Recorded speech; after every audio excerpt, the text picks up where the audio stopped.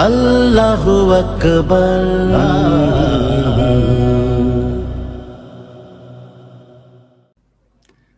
সম্মানিত দর্শক, আসসালামু আলাইকুম রহমতুল্লাহ। রামাদান মুবারক। দেখতে দেখতে রোজার দিনগুলো আমাদের জীবন থেকে চলে যাচ্ছে, মানে মনে হয় সেই দিন শুরু করলাম আর দেখেন যে আমরা অর্ধেকের বেশি রোজার দিনগুলো অতিবাহিত করেছি। আল্লাহ রাব্বুল আলামিন যেন বাকি দিনগুলো আমাদের সঠিকভাবে সিয়াম সাধনা তৌফিক দান করেন, শুরুতেই সেই কামনা ব্যক্ত করে আমার যে 3 দিন অন্তর নিয়মিত ফেসবুক লাইভ প্রোগ্রামটি, সেই প্রোগ্রামটি আজকে আপনাদের আমন্ত্রণ জানাচ্ছি। দর্শক, আমি বরাবরের মতোই প্রতি প্রোগ্রামের যে মেহমান থাকেন তার একটা পরিচয় আমার পেজে উল্লেখ করি এই জন্য যে আমি আপনাদের প্রথমেই বলেছিলাম যে এমন কিছু ব্যক্তিত্ব থেকে আমি নিয়ে আসার চেষ্টা করব যাদের ব্যাপারে আমরা অনেকেই হয়তো বা জানি না। আমরা জানি না যে আমাদের বাংলাদেশের বিভিন্ন সেক্টরে বাংলাদেশেরই যারা কৃতি সন্তান, তারা পৃথিবীর বিভিন্ন প্রান্তরে কত বড় বড় অবদান রাখছেন। তো তাদের সেই অবদানে ব্যক্তিত্বরা যদি আমাদেরকে কিছু শোনান, আমরা যদি তাদের সাথে কিছু আলোচনা করি, তাহলে আমরাও আলোকিত হতে পারি, পাশাপাশি আমাদের দেশের ব্যাপারে আমাদের আস্থার জায়গাটা তৈরি হয়, আমরা নিজেরা অনেক বেশি আশান্বিত হতে পারি। সেই জায়গা থেকে আজকে যে ব্যক্তিত্বকে আপনাদের সামনে হাজির করিয়েছি, তিনি মেট্রিক ইন্টারমিডিয়েট বোর্ড স্ট্যান্ড করা ছাত্র। শুধু সেটাই নয়, ইউনিভার্সিটিতেও তিনি সেরা ছাত্র হিসেবে পুরস্কৃত হয়েছেন এবং বিশ্বে বড় বড় ইউনিভার্সিটিগুলোতে তিনি লেখাপড়া করেছেন, অধ্যাপনা করেছেন। এখন বর্তমানে সিঙ্গাপুরের খুবই খ্যাতিমান একটি ইউনিভার্সিটি, ন্যানইয়াং টেকনোলজিক্যাল ইউনিভার্সিটি, যেটা সিঙ্গাপুরে অবস্থিত, সেখানকার সহযোগী অধ্যাপক। আমি সরাসরি তার সাথে যুক্ত করছি ডক্টর মোহাম্মদ সাইদুল ইসলাম, আমার আজকের অতিথি ডক্টর সাইদুল ইসলাম।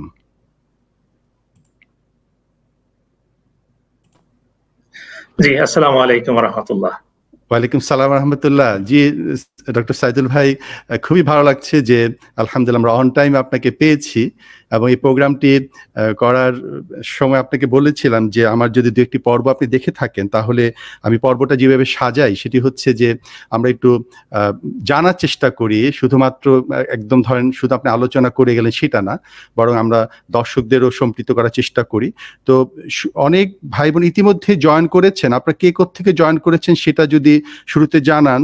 তবে সবাই অনেকেই সালাম দিয়েছেন, সবাইকে একসাথে আমরা সালামে জবাব দিচ্ছি, ওয়ালাইকুম সালাম রহমতুল্লাহ বারাকাতু।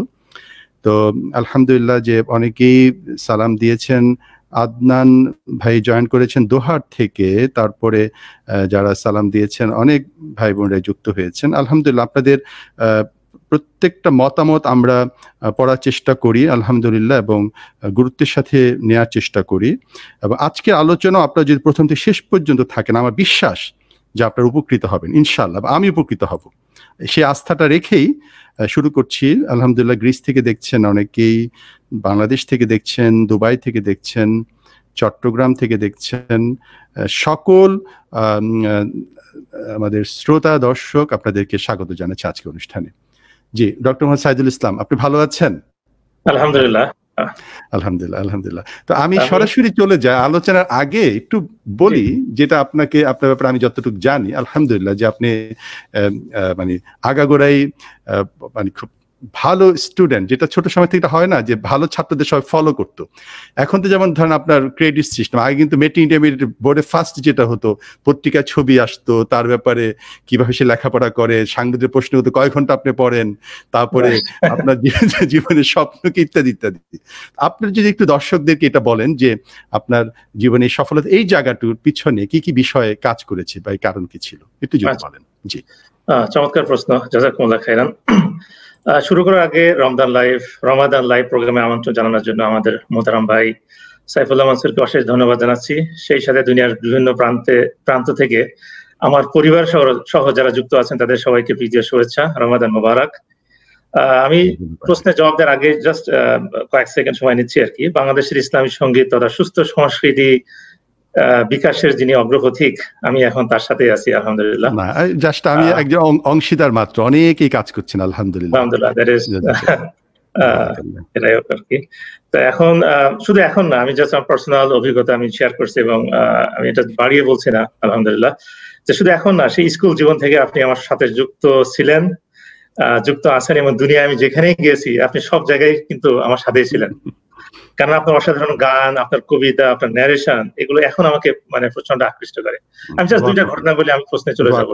প্রথম হলো, আমি যখন স্কুলে পড়তাম তখন একটা মানে গজল প্রতিযোগিতা, যেটা শিশু একাডেমি আয়োজন করেছিল আর কি, আপনারই গাওয়া একটা গান গিয়ে আমি প্রথম হয়েছিলাম, তুমি রহমান তুমি মেহেরবান।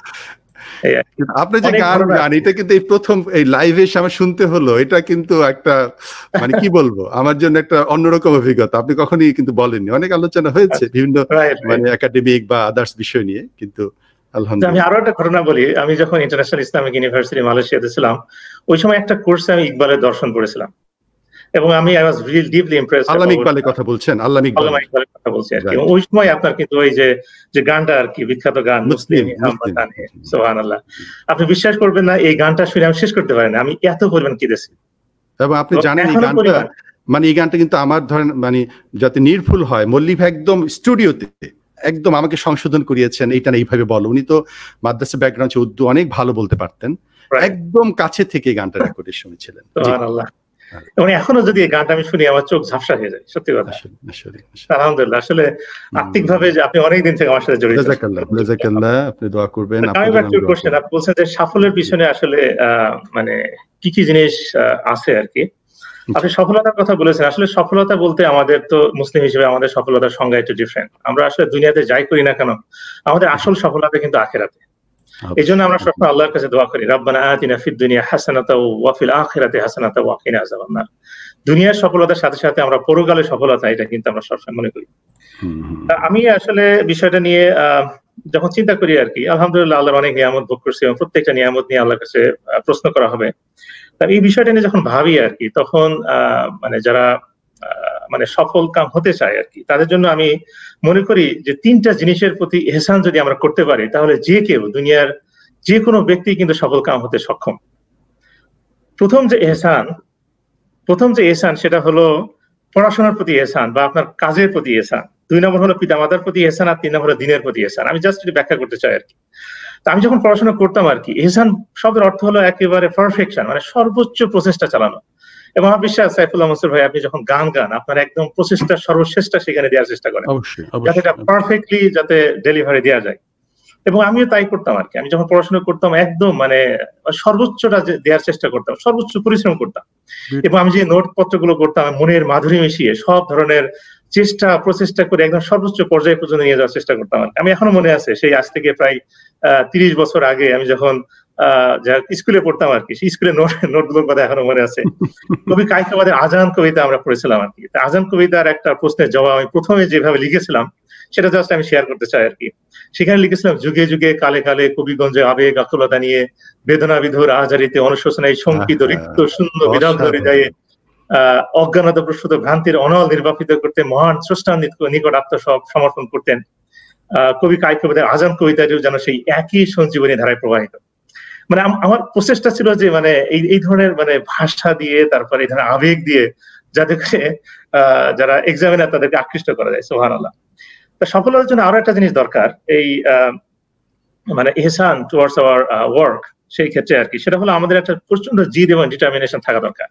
আমি আরো একটা ঘটনা শেয়ার করতে চাই, সেটা হলো আমি যখন ইন্টারমিডিয়েট পড়তাম আর কি, একদিন আমাদের প্রিন্সিপাল মোহতারাম কামরুজ্জামান সাহেব যশোর ক্যান্টনমেন্ট কলেজে, উনি আমাদের ক্লাসে এসে কিছু ইংরেজি পড়াতেন না, কিন্তু একদিন এসে উনি ইংরেজি কিছু সলিউশন আমাদেরকে করতে বললেন।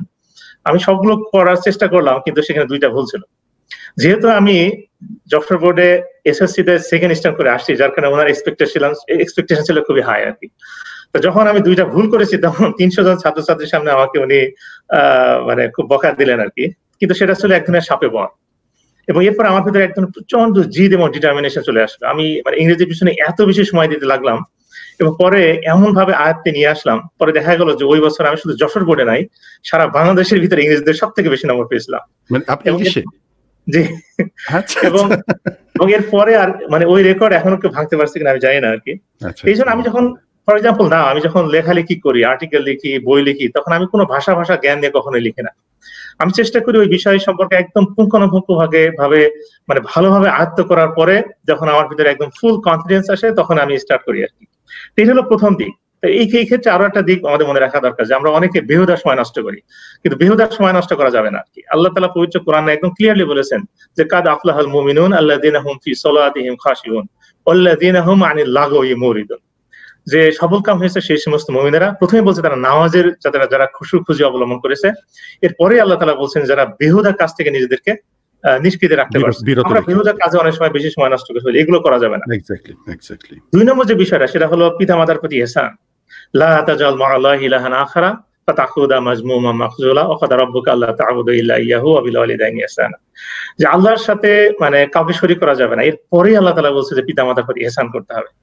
এবং পিতামাতার দোয়া যে কত বড় জিনিস, মানে আমি জাস্ট একটা থিওরি আমি এখানে বলতে চাই সবাইকে। যদি কোনো ব্যক্তি তার পিতামাতাকে খেদমত করার ভিতর দিয়ে বা খুশি করার ভিতর দিয়ে তাদেরকে, ডক্টর সাইদুল ভাই, এই যে আপনি বলতেছেন যে পিতামাতা, মানে একটা ধরেন একদম মোটা দাগে যদি কথা বলি যে ধরেন লেখাপড়া আমি করব, মানে আমি সময় দিয়ে 8 ঘন্টা 10 ঘন্টা পড়বো, পরীক্ষা দিব, ভালো রেজাল্ট হবে, আমি চাকরি পাবো, তো আবার পিতামাতা আসে কেন? আপনি যেই জায়গাটা নিয়ে আসছেন অসাধারণ জায়গা। কারণ হচ্ছে যে আমার চেষ্টায় যদি সব হতো তাহলে পৃথিবীর সকল মানুষ কিন্তু ভালো করার চেষ্টা করে, সকল মানুষ মেধাবী হতে চায়, সকল মানুষ কিন্তু আপনার মতো মানে এসব ওয়ার্ল্ড ক্লাস ইউনিভার্সিটিতে প্রফেসর হইতে চায়, সকল মানুষ বিজনেসে ভালো করতে চায়, কিন্তু কেন হয় না? আমার সাথে যারা পড়তো আমার থেকে অনেক মেধাবী ভালো ছাত্রছাত্রী ছিল, কোথায় হারিয়ে গেছে? আমাদের সাথে বোর্ড স্ট্যান্ড করা ছিল, মেট্রিকে ফার্স্ট হয়েছে, ইন্টারমিডিয়েট এসে হারিয়ে গেছে। এক্স্যাক্টলি। আমার আব্বার কথা আমি একটু বলি আর কি। উনি অসাধারণ একজন মানুষ ছিলেন এবং আমি মানে জ্ঞাত স্বরে আমি ওনার সাথে কখনোই খারাপ আচরণ তো করিই নাই। ওনার প্রতি আমার শ্রদ্ধা, ভক্তি, ভালোবাসা এতটাই গভীর ছিল, আপনি চিন্তা করতে পারবেন না। আমরা যখন একসাথে হাঁটতাম আমি কখনোই ওনার সামনে হাঁটি নাই শ্রদ্ধার খাতিরে।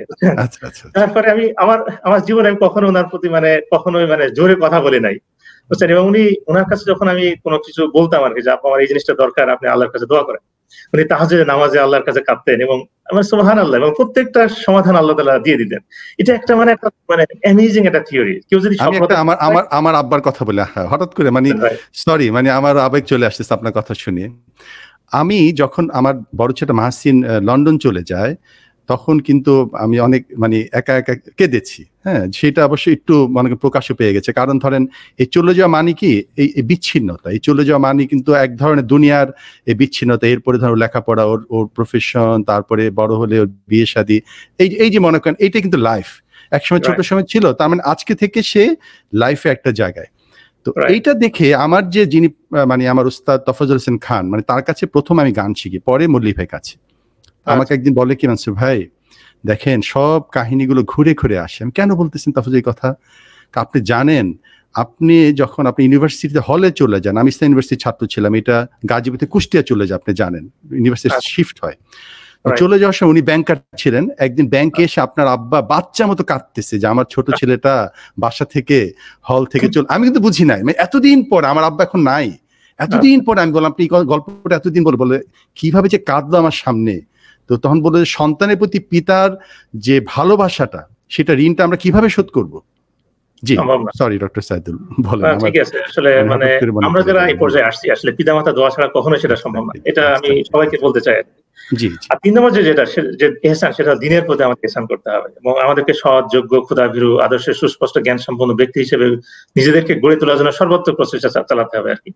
সেই ক্ষেত্রে আমার শ্রদ্ধেয় মেজো ভাইয়ের কথা আমি আজকে বলতে চাই। উনি ছোটবেলা থেকে আমাকে কিন্তু এই দীক্ষাটা খুব ভালোভাবে দিয়েছেন, যার কারণে এই জায়গাটায় আজকে এসে পৌঁছাতে পারছি। কাজেই আজকে যারা অনুষ্ঠান শুনছেন আসলে এই 3টা জিনিস আমাদের খুবই দরকার। আমাদের কাজের প্রতি ইহসান, আমাদের পিতামাতার প্রতি ইহসান এবং আমাদের দিনের প্রতি ইহসান। এই 3টা কাজ যদি আমরা করতে পারি, আমরা যেখানে থাকি না কেন আমাদের সফলতা অবশ্যই আল্লাহ দিবে, শুধু দুনিয়াতে নাই পরকালও দিবে ইনশাআল্লাহ। অবশ্যই জাযাকাল্লাহ, অনেক সুন্দর বলেছেন। তো আপনি তো আমি যেটা জানি যে আপনি মানে সমাজ বিজ্ঞানে পড়লেন, তো সাধারণত একটা প্রবণতা হচ্ছে যারা মানে আমাদের সময় ধরেন আমি সায়েন্সে পড়েছি, পরে কিন্তু কমার্সে গিয়েছি। হ্যাঁ, সাধারণ প্রবণতা হচ্ছে যে ভালো ছাত্ররা সায়েন্সে পড়বে এবং তুমি কি পড়বা, বড় হয়ে ডাক্তার হবো।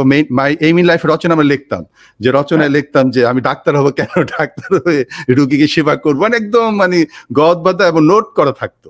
হ্যাঁ, এটা খুব আবেগ নিয়ে আমরা পড়তাম। বা ডাক্তার, ইঞ্জিনিয়ার, এই ফরম্যাটের মধ্যে। তো এই জায়গাটা থেকে আপনি একদম মানে এই যে কমার্স এবং আর্টস দিকে চলে গেলেন ছোট সময় থেকে, বিষয়টা একটু বলবেন? থ্যাংক ইউ চমৎকার প্রশ্ন আর কি। আসলে আমিও কিন্তু ইনিশিয়ালি চিন্তা করেছিলাম সায়েন্স নিয়ে পড়বো, যেহেতু ক্লাসের প্রথম ফার্স্ট বয় ছিলাম। পরে আসলে বিষয়টা একটু ডিফারেন্টলি চিন্তা করার সুযোগ আসলো যখন আমার এক কাজিন আমাকে বললেন যে সাইদ, বাঘের লেজ না হয়ে বিড়ালের মাথা হওয়া ভালো। তার মানে বিশাল কিছু নিয়ে সামনে পিছনে না থেকে ছোটখাটো কিছু নিয়ে মানে একদম সামনে থাকা ভালো। এই বিষয়টা আসলে আমার মাথায় একটু খেললো। পরে আমার মেজো ভাইয়ের সাথে পরামর্শ করলাম এবং উনি বললেন যে সেটাই মনে হয় ভালো হবে আর কি। এটা হলো মানে সায়েন্স থেকে আর্টস নেওয়ার হলো ইতিহাস। আমার মনে হয় যারা দর্শক আপনারা যারা খেয়াল করে শুনছেন, যারা ছাত্র আছে, যারা অভিভাবক আছে, মানে মেসেজ কিন্তু এখানে আছে, কিন্তু এখানে অনেক বড় মেসেজ যে আমরা যেন গড়ে সব জায়গায় না চলি আর কি। জি ডক্টর সাইদুল, ছোটখাটো জিনিস নিয়ে কিন্তু মানে সেখানে আমরা যদি স্পেশালাইজ করতে পারি, মানে বিশাল কিছু একটা কন্ট্রিবিউশন করতে হবে তা না, ওই ছোট জায়গায় যদি আমরা বড় কিছু করতে পারি, that is basically the most important thing. এরপর আমি যখন ইন্টারমিডিয়েট পড়ার পরে খুব চমৎকার একটা ঘটনা, আমার ফ্রেন্ড ছিল, সেও ক্লাসমেট ছিল, তার নাম আরিফ হোসেন অপু, সে এখন বড় একজন ডাক্তার, পিজিতে আর কি। তা আমার সে ফ্রেন্ডের মামার সাথে আমি দেখা করতে গেছিলাম যশোরে। তা উনি আবার সম্ভবত ওই যে মানে কমরেড টাইপের কিছু ছিলেন, এবং আমাকে পেয়ে উনি 1 ঘন্টার একটা, আমি নামাজ পড়ি এটা শুনে উনি অবাক হলেন এবং 1 ঘন্টা মানে তোমার মতো একটা মানে এত ভালো ছাত্র হঠাৎ করে নামাজ কেন পড়বা, এরকম তুমি কোথায় একদম মানে তোমার ব্যাকডেট হয়ে যাচ্ছ, এটা তোমার আশা করি নাই। ওই সময় তো মানে যারা মার্কসের থিওরি ফলো করে এটা কাইন্ড অফ ফ্যাশন, একটু স্টাইল ছিল। ধরেন আমি মনে করেন যে একটু বামপন্থী চিন্তা ভাবনা করি, একটু আধুনিক মনস্ক। হ্যাঁ, জি জি। তো ওই সময় আমাকে যখন বলা হলো মার্কসবাদের বিভিন্ন সাম্যবাদ সম্পর্কে বলা হলো, আমার কিছু জবাব ছিল, কিন্তু আমি জবাব দিই নাই, কারণ আমি চিন্তা করলাম যে এইভাবে ভাষা জবাব দিয়ে কোনো লাভ নাই, আমাকে মার্কসবাদ সম্পর্কে খুব গভীরভাবে অধ্যয়ন করতে হবে। এরপরে যখন আমি ঢাকা ইউনিভার্সিটি ভর্তি পরীক্ষায় সেকেন্ড হলাম, তখন আমি চিন্তা করলাম কোন সাবজেক্ট নিব। আমি অনেকগুলো সাবজেক্ট সম্পর্কে অনুসন্ধান করে দেখলাম যে সোসিওলজি ইজ দ্য সাবজেক্ট যেখানে আমি মার্কসবাদ সম্পর্কে খুব গভীরভাবে অধ্যয়ন করতে পারবো। আলহামদুলিল্লাহ আমি সোসিওলজি নিলাম। পরে ইন্টারন্যাশনাল ইসলামী ইউনিভার্সিটি মালয়েশিয়াতেও আমি সোসিওলজি পড়লাম, এবং মালয়েশিয়া এসে যেটা সুবিধা হয়েছে, আমি মার্কসবাদ এবং ইসলাম এই তুলনামূলক বিশ্লেষণ পড়ার আমার সুযোগ হয়েছে। আসলে আমরা যখন মার্কসবাদ নিয়ে চিন্তা করি আর কি, আমি এখানে একটু একটা কথা বলতে চাই, সেটা হলো আসলে আধুনিক যে পুঁজিবাদ ব্যবস্থা, তাই না, পুঁজিবাদ ব্যবস্থার যে অসারতা এবং তার যে সেন্ট্রাল ডাইনামিক্স, এই ডাইনামিক্স যদি আমাদেরকে জানতে হয়, বুঝতে হয়, তাহলে আমাদেরকে অবশ্যই মার্কসের কাছে যেতে হবে। কারণ তার মতো এত গভীর ভাবে আজ থেকে 170 বছর আগে উনি যে কথাগুলো বলেছেন এখনো একদম জাজল্যমান ভাবে সেগুলো প্রমাণিত। কাজে when it comes to the central dynamics of capitalism, আবেদন ছিল, কথার মধ্যে তো একটা আবেদন, আন্তরিকতা ছিল, কিন্তু 3টা জায়গায় ইসলামের সাথে মার্কসের একটা বড় ধরনের মানে পার্থক্য আছে। প্রথম হলো উনি বস্তুবাদ এর ভিতর দিয়ে উনি পুরো জিনিসগুলো বিশ্লেষণ করেছেন, যেটা আসলে ইসলামিক্যালি অ্যাকসেপ্টেবল না, কারণ আমরা জানি ইসলাম হলো মানে combination of materialism and spiritualism, মানে দেহ এবং মনের সমন্বয় হলো আমাদের জীবন। সেই জিনিসটা ওখানে ল্যাকিং আছে। উনি শুধু বস্তুবাদের উপর ভিত্তি করে মানে তার থিওরি গুলো দিয়েছেন। 2 নম্বর হলো দ্বন্দ্ব, একটা দ্বান্দ্বিক একটা ব্যবস্থা। তিনি বলেছেন যে প্রোলেটারিয়েট এবং যারা ক্যাপিটালিস্টের ভিতরে যে দ্বন্দ্বটা হবে, মানে বেসড অন ইকোনমিক ইন্টারেস্ট, এটা কিছুটা হলো সত্য হলো। আমরা বিশ্বাস করি যে আসলে আসল দ্বন্দ্বটা কিন্তু হক এবং বাতিলের ভিতরে। উনি দ্বন্দ্বের কথা বলেছেন, কিন্তু এই দ্বন্দ্বটা আসল দ্বন্দ্ব নয়, আসল দ্বন্দ্বটা হলো হক এবং বাতিলের ভিতরে। 3 নম্বর যে টেনশন, সেটা হলো উনি এই সব সমস্যার সমাধান করার জন্য কমিউনিজমের কথা বলেছেন, যেটা টোটালি একটা ইথিওপিয়ান আইডিয়া, যেটা আসলে কখনোই গ্রহণযোগ্য নয়। কাজে আমরা যদি ক্যাপিটালিজম সম্পর্কে জানতে হয় এবং ক্যাপিটালিজমের সেন্ট্রাল ডাইনামিক সম্পর্কে বুঝতে হয়, তাহলে অবশ্যই আমাদের মার্কসের থিওরি অধ্যয়ন করতে হবে। কিন্তু উনি যে সলিউশন গুলো দিয়েছেন এবং যেভাবে উনি অধ্যয়ন করেছেন, সেগুলোর ক্ষেত্রে অনেকগুলো সমস্যা আছে। আমি জাস্ট একটা কথা বলে প্রশ্নের জবাব শেষ করবো, সেটা হলো এই যে মানে ইসলাম এবং মার্কসবাদের তুলনামূলক বিশ্লেষণ না থাকায় অনেকে ইসলামের বিপরীতে মার্কসবাদকে গ্রহণ করে বাংলাদেশে। এটা বিশাল জিনিস। ঠিক আছে, অসাধারণ কথা বলেছেন। তো আপনি তো পরবর্তীতে যেটা আপনার কথা আসলে যে সমাজ বিজ্ঞান নিয়ে পড়েছেন, খুব ইন্টারেস্টিং, যেখানে পড়ার ফলে আপনি একটা ওয়াইড রেঞ্জে, মানে আপনার পড়ার মানে পাঠের জায়গাটা একদম হয়নি, মানে ব্র্যাকেট বন্দী হয়নি। মানে আপনি কিন্তু মানে আমার বিশ্বাস, মানে আমি ধরেন কমার্সে পড়েছি, আমি ম্যানেজমেন্টে পড়েছি, সেখানে আমি দেখেছি, মার্কেটিং পড়েছি। আমি যখন দেখেছি যে মার্কেটিং থিওরিগুলো আমার উপর প্রয়োগ হচ্ছে, একসময় মার্কেটিং মানে হচ্ছে ক্রয় বিক্রয়, পরে দেখলাম নিড ক্রিয়েট করা, এবং নিড ক্রিয়েটটা আমি দোকানে যাচ্ছি, দেখা যাচ্ছে যে টাকা নিয়ে যাচ্ছি, যেটা আমার ওয়াইফ একটা লিস্ট দিয়ে দিলাম, অন্য একটা জিনিস কিনে নিয়ে আসতেছি, তার মানে ওই থিওরিটা আমার উপর প্রয়োগ হলো। এগুলো এনজয় করি। কিন্তু আপনিও যেমন সমাজ বিজ্ঞান নিয়ে পড়েছেন, তা আপনি একটু বলবেন যে ইসলামের সাথে এই সমাজ বিজ্ঞানের এই মানে সম্পর্কটা বা সংযোগের জায়গাটা বা এটাকে আপনি কিভাবে একটু চিহ্নিত করবেন যদি একটু বলেন। এটা খুবই জটিল একটা প্রশ্ন, তারপর আমি খুব সংক্ষেপে জবাব দেব, সহজ করে। জি জি, আমরা পরে একটা বিষয় নিয়ে ইনশাআল্লাহ ইচ্ছা আছে ঈদের পরে একটা বিষয় নিয়ে ডিটেইলসে যাব। এখন আপনি একটু ভাষা প্রথম দিন সেই হিসাবে একটু জাস্ট টাচে যদি আসেন। জি, আজকে যারা আজকে আমাদের সাথে যুক্ত আছেন, আপনারা যারা সমাজ বিজ্ঞান সম্পর্কে শুনেছেন, আপনারা শুনে অবাক হবেন, সমাজ বিজ্ঞানের জনক কিন্তু একজন মুসলমান, তার নাম হলো ইবনে খালদুন, যিনি 1332 সালে তিউনিসিয়ায় জন্মগ্রহণ করেন। তিনি একটা বই লিখেছেন, বইটার নাম হলো আল ইলম আল উমারা, একটা new science, and that is basically what sociology is all about. পরে অবশ্য 1798 সালে অগাস্ট কমস, ফ্রান্সের একজন মানে সোশ্যাল থিঙ্কার, উনি যে আইডিয়াটা দিয়েছিলেন তার ভিত্তিতে ওয়েস্টার্ন ওয়ার্ল্ডে অনেকে মনে করে উনি সমাজ বিজ্ঞানের জনক, কিন্তু না, ইবনে খালদুনই হলো সমাজ বিজ্ঞানের জনক।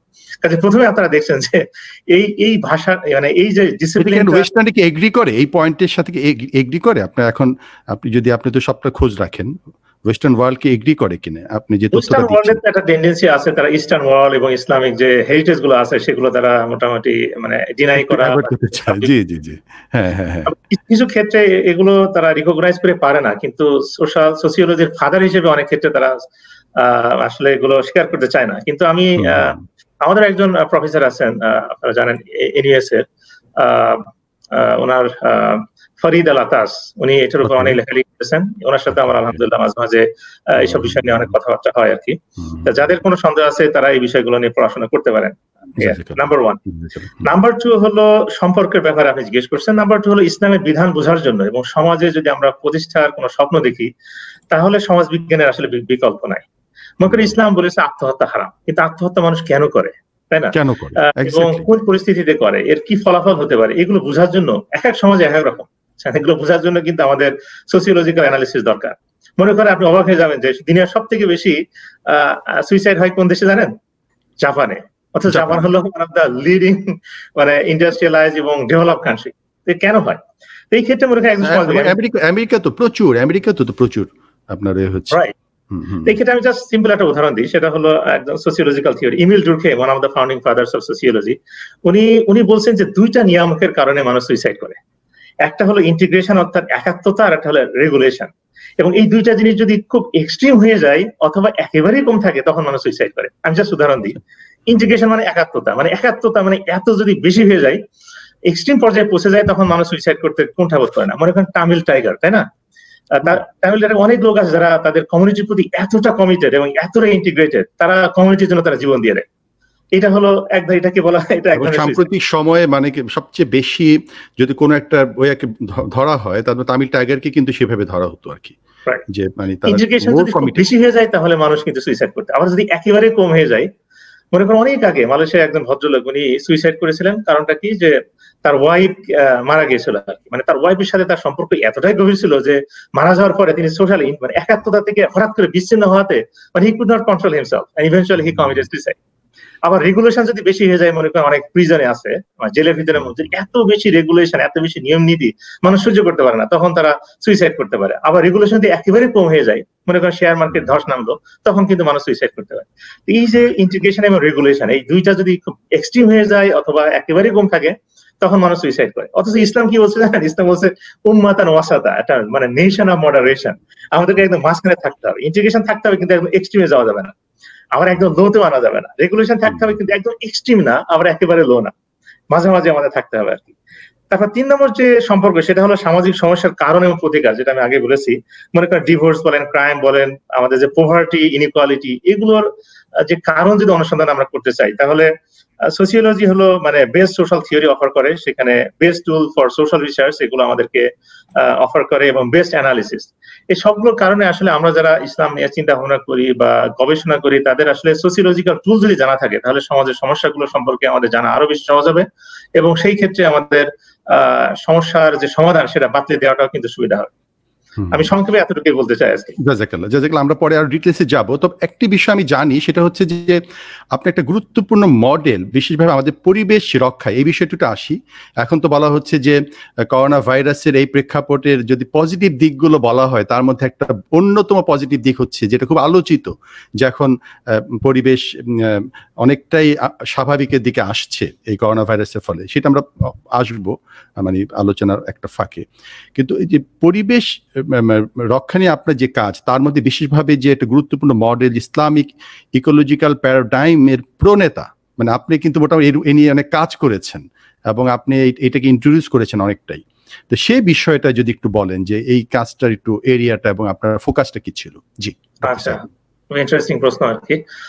আসলে এর পিছনে একটা ইন্টারেস্টিং ঘটনা আছে। আমি যখন আমেরিকাতে পড়াতাম, the college of William and Mary, এটা 327 বছরের পুরাতন একটা ইউনিভার্সিটি, নেক্সট টু হার্ভার্ড, মানে second oldest university in US আর কি। এটা কোথায় ছিল, কোন সিটিতে এটা? এটা হলো ভার্জিনিয়াতে। সিটিটার নাম হলো Williamsburg. Right. The college of William and Mary ইউনিভার্সিটির নাম আর কি, সেকেন্ড ওল্ডেস্ট ইউনিভার্সিটি, হার্ভার্ডের পরে আর কি। তো ওখানে যখন আমি পড়াতাম, আমি ওখানে মুসলিম স্টুডেন্ট অ্যাসোসিয়েশন ছিল এবং মোটামুটি 30-35 জন ছাত্রছাত্রী ছিল আর কি। তা ওরা জুম্মার নামাজের জন্য কোনো ইমাম খুঁজে পাচ্ছিল না। তা আমাকে ওরা রিকোয়েস্ট করলো এবং আমি মোটামুটি আস্তাগফিরুল্লাহ নাউযুবিল্লাহ, আমি আসলে ক্ষতি হওয়ার মতো যোগ্যতা রাখি না, কিন্তু তারপরও আমি প্রায় 1 বছর ধরে ওই মানে ওদেরকে জুম্মার নামাজ পড়াতাম আর কি, আমি খুতবা দিতাম। তো একদিন আমাকে অনুরোধ করা হলো যে আপনি এনভায়রনমেন্টাল প্রোটেকশন ইন ইসলাম এটার উপরে খুতবা দেন। আমি বললাম কেন? তখনই বললেন যে আমাদের সাথে আছে কিছু নন মুসলিম যোগ দিবে আর কি, যারা এখানে এনভায়রনমেন্টাল প্রোটেকশন নিয়ে কাজ করে, স্টুডেন্ট আর কি।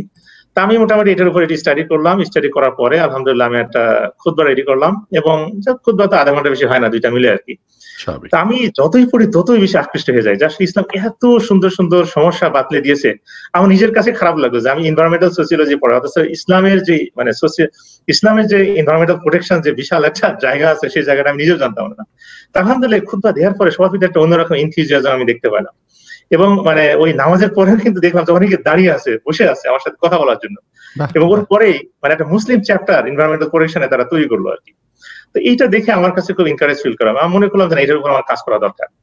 এরপরে মনে করেন যে আমি স্টাডি করা শুরু করলাম। ওই যে আমেরিকাতেই দেখলাম যে সেখানে সাইদ হোসেন নাসের উনি অনেক কাজ করেছেন এটার উপরে। তারপর গ্রিন মুসলিম, গ্রিন ইফতার, গ্রিন ডিনার, তারপর গ্রিন মস্ক ইন ভার্জিনিয়া, তারপর গ্রিন রমাদান ইন শিকাগো, এই ধরনের অনেকগুলো মানে আইডিয়ার সাথে আমি পরিচিত হলাম। তারপরে ক্লিন মদিনা ক্যাম্পেইন, তারপর Islamic forum for ecology and environmental sciences in UK, এই ধরনের অনেক অর্গানাইজেশনের সাথে আমি সম্পৃক্ত হলাম। এবং শেষে দেখলাম যে ইন্দোনেশিয়াতেও একটা অর্গানাইজেশন আছে যাদেরকে বলা হয় গ্রিন ওয়ারিয়র, বুঝছেন? তো এইগুলো দেখে আমি মানে খুবই অনুপ্রাণিত হলাম, এবং আমি প্রায় 4 বছর ধরে এটার উপর স্টাডি করছি। করে আলহামদুলিল্লাহ সর্বশেষ আমি সংক্ষেপে বলি আর কি, যে একটা পেপার আমি পাবলিশ করেছি, যেটা হলো নেচার অ্যান্ড কালচার, এটা সোসিওলজির একটা টপ জার্নাল। এইটাতে পাবলিশ করার পরেই sociology this is the first time তারা ইসলামের যে এনভায়রনমেন্টাল প্রোটেকশন বলে কিছু আছে এই জিনিসটা রিকগনাইজ হলো আলহামদুলিল্লাহ। এবং জাস্ট মানে আল্লাহর শুকরিয়া যে মানে যে এনভায়রনমেন্টাল প্রোটেকশনের জন্য অনেকগুলো মডেল আছে, যেমন new ecological paradigm, environmental justice paradigm, তারপরে হিউম্যান এক্সেপশনালিজম প্যারাডাইম, এর সাথে আলহামদুলিল্লাহ এখন ইসলামিক ইকোলজিক্যাল প্যারাডাইম এটাও এখন বিভিন্ন ইউনিভার্সিটিতে পড়ানো হচ্ছে। এটা একটা খুবই ক্ষুদ্র একটা কন্ট্রিবিউশন, এবং আপনারা দোয়া করুন যাতে আল্লাহ এই ছোট কন্ট্রিবিউশনটা কবুল করে। জাযাকাল্লাহ, আপনাকে আল্লাহ কবুল করুন। এবং এই যে আপনি অনেক বড় কাজ করছেন, এটা উম্মার জন্য, আমাদের দেশের জন্য আলহামদুলিল্লাহ অনেক বড় সম্মান হবে ইনশাআল্লাহ। আমি একটু এই রিলেটেড একটু প্রশ্ন করি, সেটা হচ্ছে যে যেমন আমরা মানে আমাদের জীবনের জন্য আমরা যদি বলি ঈমান আমার জন্য সবচেয়ে বেশি গুরুত্বপূর্ণ, ভেরি সিম্পল, ঈমান আমার জন্য গুরুত্বপূর্ণ, সৎ জীবন যাপন আমার জন্য গুরুত্বপূর্ণ, আমার ইবাদত বন্দিগি আমার জন্য গুরুত্বপূর্ণ, হালাল উপার্জন আমার জন্য গুরুত্বপূর্ণ, ফ্যামিলির হক আদায় করা, সন্তান প্রতিপালন, স্ত্রীর হক আদায় করা, পিতামাতার হক আদায় করা গুরুত্বপূর্ণ। এই যে ইসলামের যে বেসিক জিনিস, এগুলোর উপর আমাদের লেখাপড়া বলি, আমাদের আলোচনা বলি, বিভিন্ন টপিকে প্যারেন্টিং এর উপর আমরা কথা বলি। কিন্তু এই যে আপনি নতুন একটা বিষয় নিয়েছেন, পরিবেশ, এই পরিবেশের সাথে ইসলাম কিভাবে যায়, এটা তো ন্যাচারাল বিষয়টা, এটা একটু বলবেন আপনি? আমরা একটু খোলামেলাই কথা বলছি। জি ডক্টর সাহেব। ঠিক আছে, আপনি চমৎকার একটা প্রশ্ন করেছেন। আসলে পরিবেশের সাথে ইসলামের সম্পর্ক একেবারেই ওতপ্রোতভাবে জড়িত, যেটাকে আমরা বলি মেটাবলিক রিলেশনশিপ। মেটাবলিক মানে একই অঙ্গাঙ্গে ভাবে জড়িত। মনে করেন আমার যে হাত আছে আমার শরীরে, এই হাতটা যদি আমি আলাদা করে ফেলি তাহলে কিন্তু হাত আর কাজ করতে পারবে না। পরিবেশের সাথে সোসাইটি বা মানুষের সম্পর্ক ওই ধরনের। এই মানুষকে যদি পরিবেশ থেকে আলাদা করে ফেলা হয় তাহলে কিন্তু মানুষ আর কাজ করতে পারবে না। এই ধরনের একটা সম্পর্ক পরিবেশের সাথে আমাদের আছে আর কি। এবং আপনারা শুনে অবাক হবেন যে আজকে প্রতিদিন কার্বন ডাই অক্সাইড যোগ হচ্ছে 15 কোটি টন সারা দুনিয়াতে। 15 কোটি টন, চিন্তা করে দেখেন, 15 কোটি টন প্রত্যেকদিন, এভরি সিঙ্গেল ডে আমরা 200 বর্গ মাইল বনভূমি উজাড় করে ফেলছি। প্রত্যেকটা দিন আমরা 100 বর্গ মাইল এলাকা আমরা মরুভূমি বানাই ফেলছি। প্রত্যেক দিন 75টা উদ্ভিদ এবং প্রাণী আমরা এক্সটিংক্ট করে ফেলছি দুনিয়াতে। আপনি চিন্তা করে দেখছেন কি একটা অবস্থা। এরপরে যে সমস্যাগুলো আজকে দেখা দিচ্ছে, অ্যাসিড রেইন বলেন, air pollution, water pollution, global warming, তারপর greenhouse effect, toxic landfills, ozone depletion, radiation, toxification, মানে হাজার এনভায়রনমেন্টাল প্রবলেমস। এবং এই ক্ষেত্রে সোশ্যাল সায়েন্টিস্টরা যে কনক্লুশনে আসছে সেটা হলো এই যে এই সেম জিনিস যদি চলতে থাকে আগামী 100 বছর ধরে, তাহলে the whole world will be totally unfit for living. অর্থাৎ আমাদের এই দুনিয়াটা পুরোটাই বসবাসের অযোগ্য হয়ে যাবে এবং আমরা চরম একটা অস্তিত্ব বিপন্নের দিকে আমরা এগিয়ে যাব। এইটাই হলো আসলে মানে এনভায়রনমেন্ট চলে যাওয়ার কারণে আমাদের যে সমস্যাগুলো হবে। কথা হলো ইসলামের সাথে এনভায়রনমেন্টের সম্পর্কটা কি, যে প্রশ্নটা আমি করেছেন আর কি, খুব গভীরভাবে সম্পর্ক। আপনি অবাক হবেন কোরআনে এই যে আমরা আরবি তো ইংলিশে তো বলি আর্থ লিখি, তাই না? আর্থ, এই আর্থ শব্দটা কিন্তু আরবি আরদুন শব্দ থেকে আসছে, আপনি জানেন আর কি। এবং আর্থ শব্দটা আসছে মানে 485 বার পবিত্র কোরআনে, চিন্তা করে দেখেন। তারপর দেখেন পশু পাখির প্রতি মানুষের যে ভালোবাসা, এই ভালোবাসা this is one kind of ইবাদা, বুঝছেন? যেমন একটা হাদিস আছে যে একজন সাহাবা একটা পাখির ছানা আনছে, আল্লাহ রাসূল বললেন তুমি এটা কোথায় পেয়েছো, তুমি ফেরত মানে রেখে আসো। এবং বললেন যে পাখিটাকে যে ভালোবাসে উইথ মানে warm heart, that is one kind of ইবাদা, আল্লাহ will give reward to that, সুবহানাল্লাহ। তারপরে এই ঘটনাটা আপনি জানেন যে একজন প্রস্টিটিউট, সে একটা কুকুরকে পানি খাওয়ানোর কারণে, আপনি দেখেন আমাদের সমাজে সব থেকে নিগৃহীত একটা পাপ কাজ হলো প্রস্টিটিউশন। এই প্রস্টিটিউশন করার একটা মহিলাকে আল্লাহ তাআলা মাফ করে দিয়েছে কি জন্য?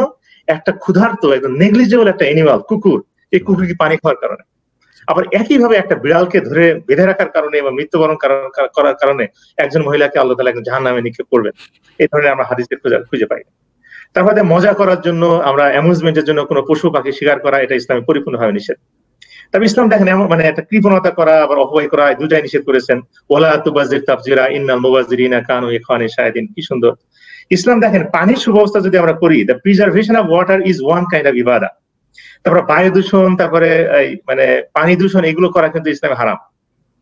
বনায়নের কথা আমি অবাক হয়ে গেলাম যে এই যে 19th সেঞ্চুরির শেষের দিকে এসে মনে করেন আমেরিকাতে আলডো লিওপোল্ড, জন মিউর, এই ধরনের অনেকে আছে যারা এই বনায়নের কথা বলেছেন, তারপরে কনজারভেশনের কথা বলেছেন। কিন্তু এই কনজারভেশন, যেটাকে ইংরেজিতে বলা হয় হিমা, ইসলামের ইতিহাসের একদম প্রথম দিক থেকে এই জিনিসটা ছিল, সুবহানাল্লাহ।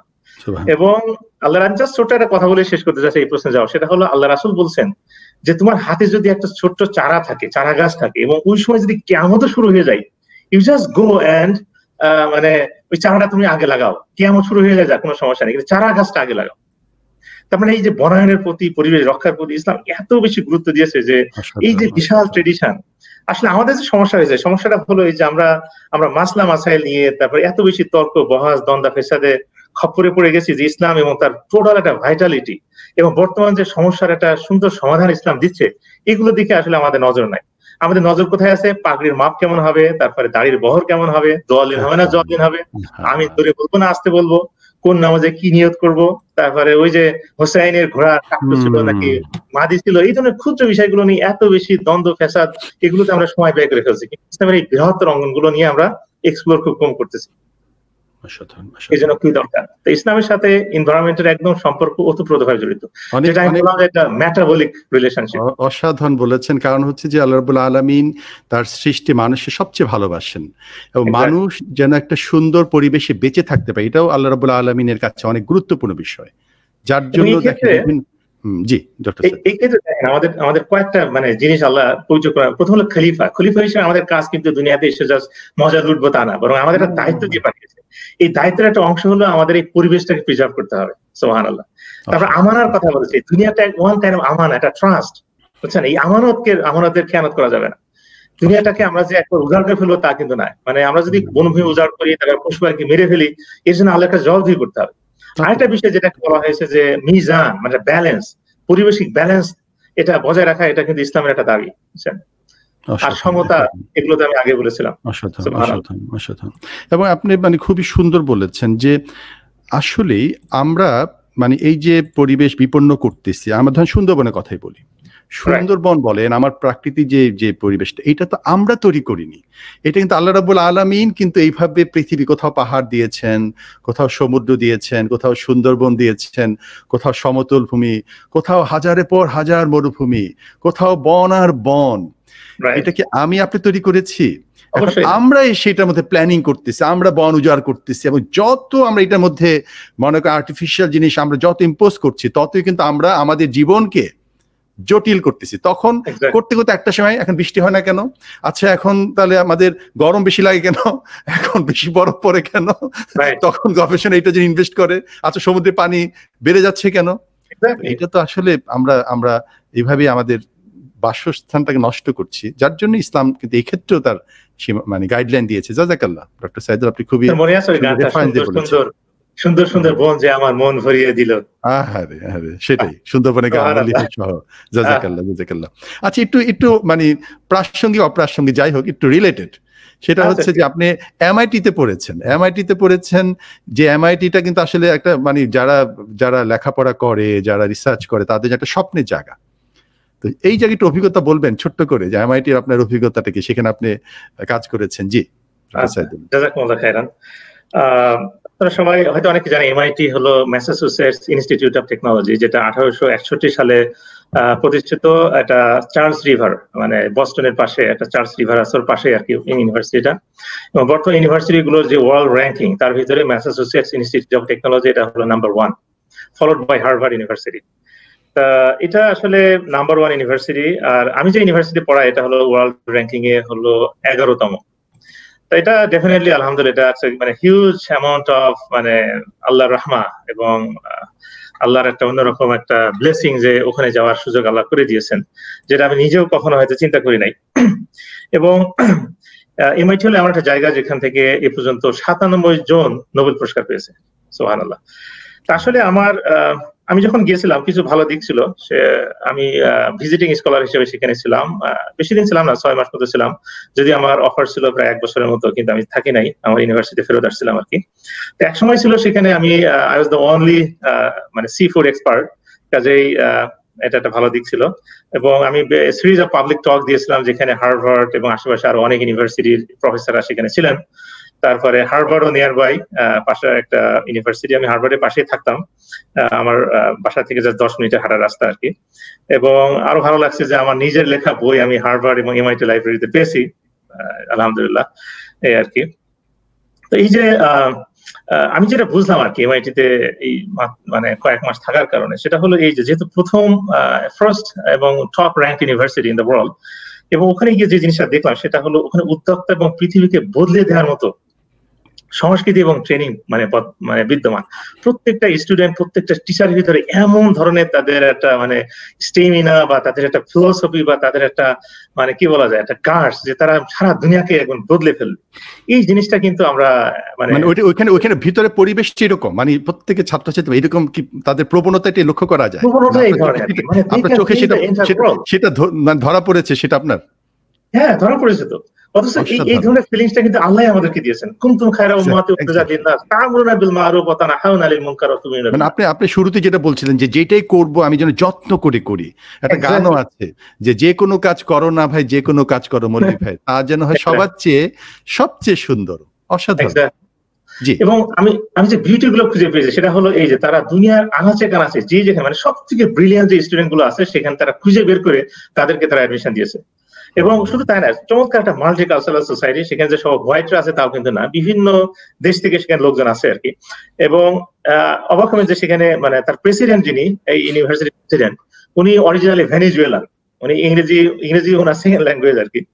এবং ওখানে দেখলাম যে চাইনিজ এবং ইন্ডিয়ানদের অনেক প্রেজেন্সটা অনেক বেশি আর কি।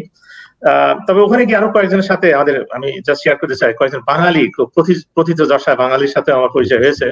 তাদের একজন হলেন মানে ইকবাল কাদির, আপনি নাম শুনছেন কিনা জানি না, ওনার বাড়ি সম্ভবত নড়াইলে, এবং আপনারা শুনে অবাক হবেন উনি বাংলাদেশের গ্রামীণ ফোনের প্রতিষ্ঠাতা। বিউটিফুল। যিনি এমআইটি থেকে এই গার্মেন্ট ফার্ম তিনি প্রতিষ্ঠা করেছেন। এবং আরো মজার বিষয়, ওনার আপন ভাই উনিও এমআইটি থেকে গ্রাজুয়েট করেছেন, উনি প্রতিষ্ঠা করেছেন বিকাশ বাংলাদেশের। এই বিকাশের প্রতিষ্ঠাতাও উনিও কিন্তু, এখন তিনি সিইও, উনিও কিন্তু এমআইটি থেকে পাশ করা আর কি।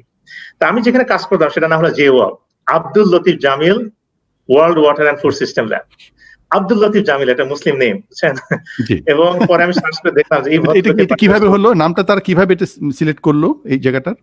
এই আব্দুল লতিফ জামিল উনি একজন সৌদি ভদ্রলোক, উনি বিশাল টাইকুন, বিশাল অটো মানে কার এবং তেলের বিজনেস, তার বিলিয়নস অফ ডলার আছে। উনি তার নামটা রাখার জন্য এই ইউনিভার্সিটিতে তিনি বিলিয়নস অফ ডলার দিয়েছেন এবং তার নামে অনেকগুলো সেন্টার খুলেছেন।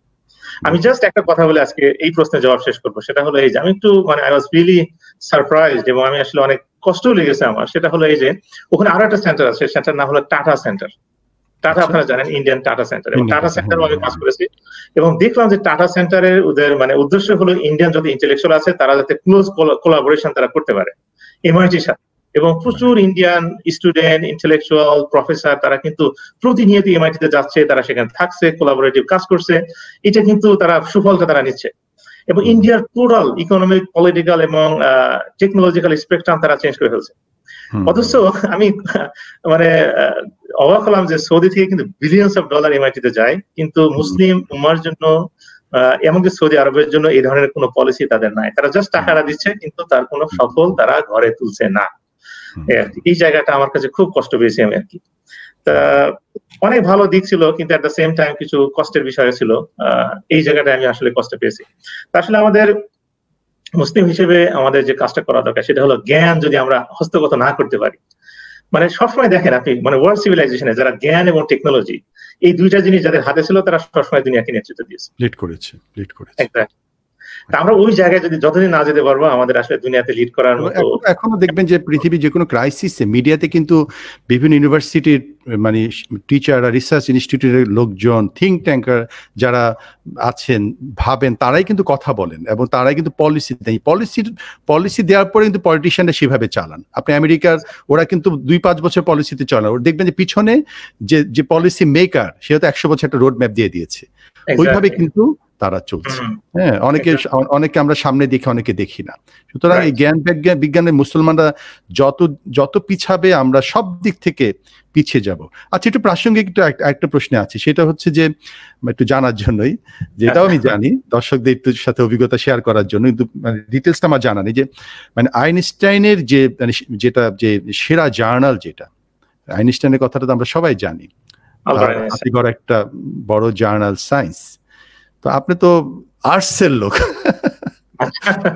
তো সায়েন্স জার্নালে মানে কিভাবে আপনার লেখা ছাপা হলো ভাইজান? সায়েন্সের লোক না, কিন্তু আপনি মানে আপনার সমাজ বিজ্ঞানের মানুষ। জি ডক্টর সাইদুল।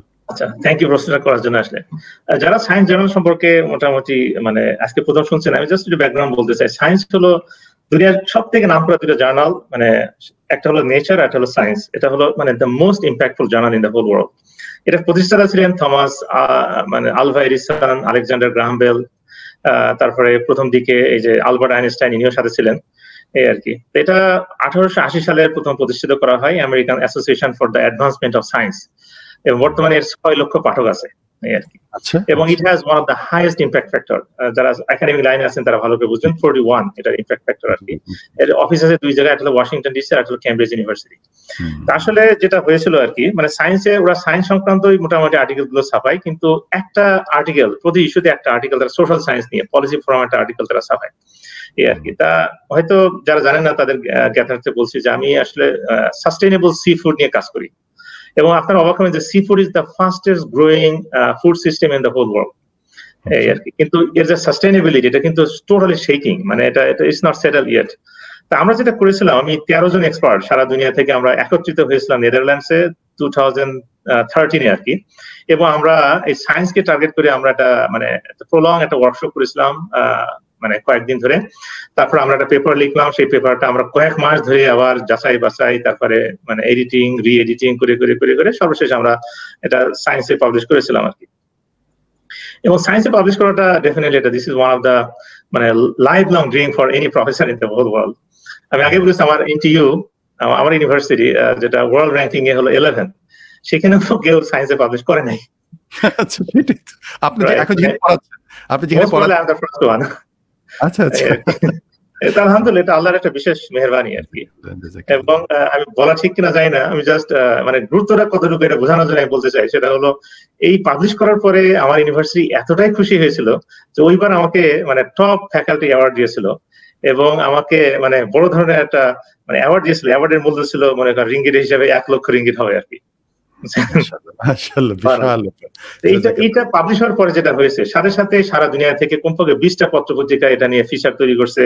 তারপর অস্ট্রেলিয়াতে বিশাল একটা কনফারেন্স হয়েছে শুধু এই পেপারটার উপরে। তারপর বর্তমানে আমি দেখলাম যে 185টা জার্নাল এই লেখাটা সাইট করছে আর কি। তা আমি যেটা দেখলাম আসলে সায়েন্সে মানে আমি সিরিজ অফ পাবলিকেশন যদি আমরা খেয়াল করি, এখানে আসলে মুসলিমদের পেনিট্রেট করা ওই ধরনের টেন্ডেন্সি নেই। আমাদের অধিকাংশ মুসলমান, আমি জানি যে তাদের ক্যালিবার আছে, তাদের যোগ্যতা আছে, কিন্তু অধিকাংশ আমরা যেটা করি মানে আমরা জাস্ট আমাদের যে কমফোর্ট জোন আছে না, সহজ জার্নাল গুলোতে তাড়াতাড়ি ছাপিয়ে ফেলি।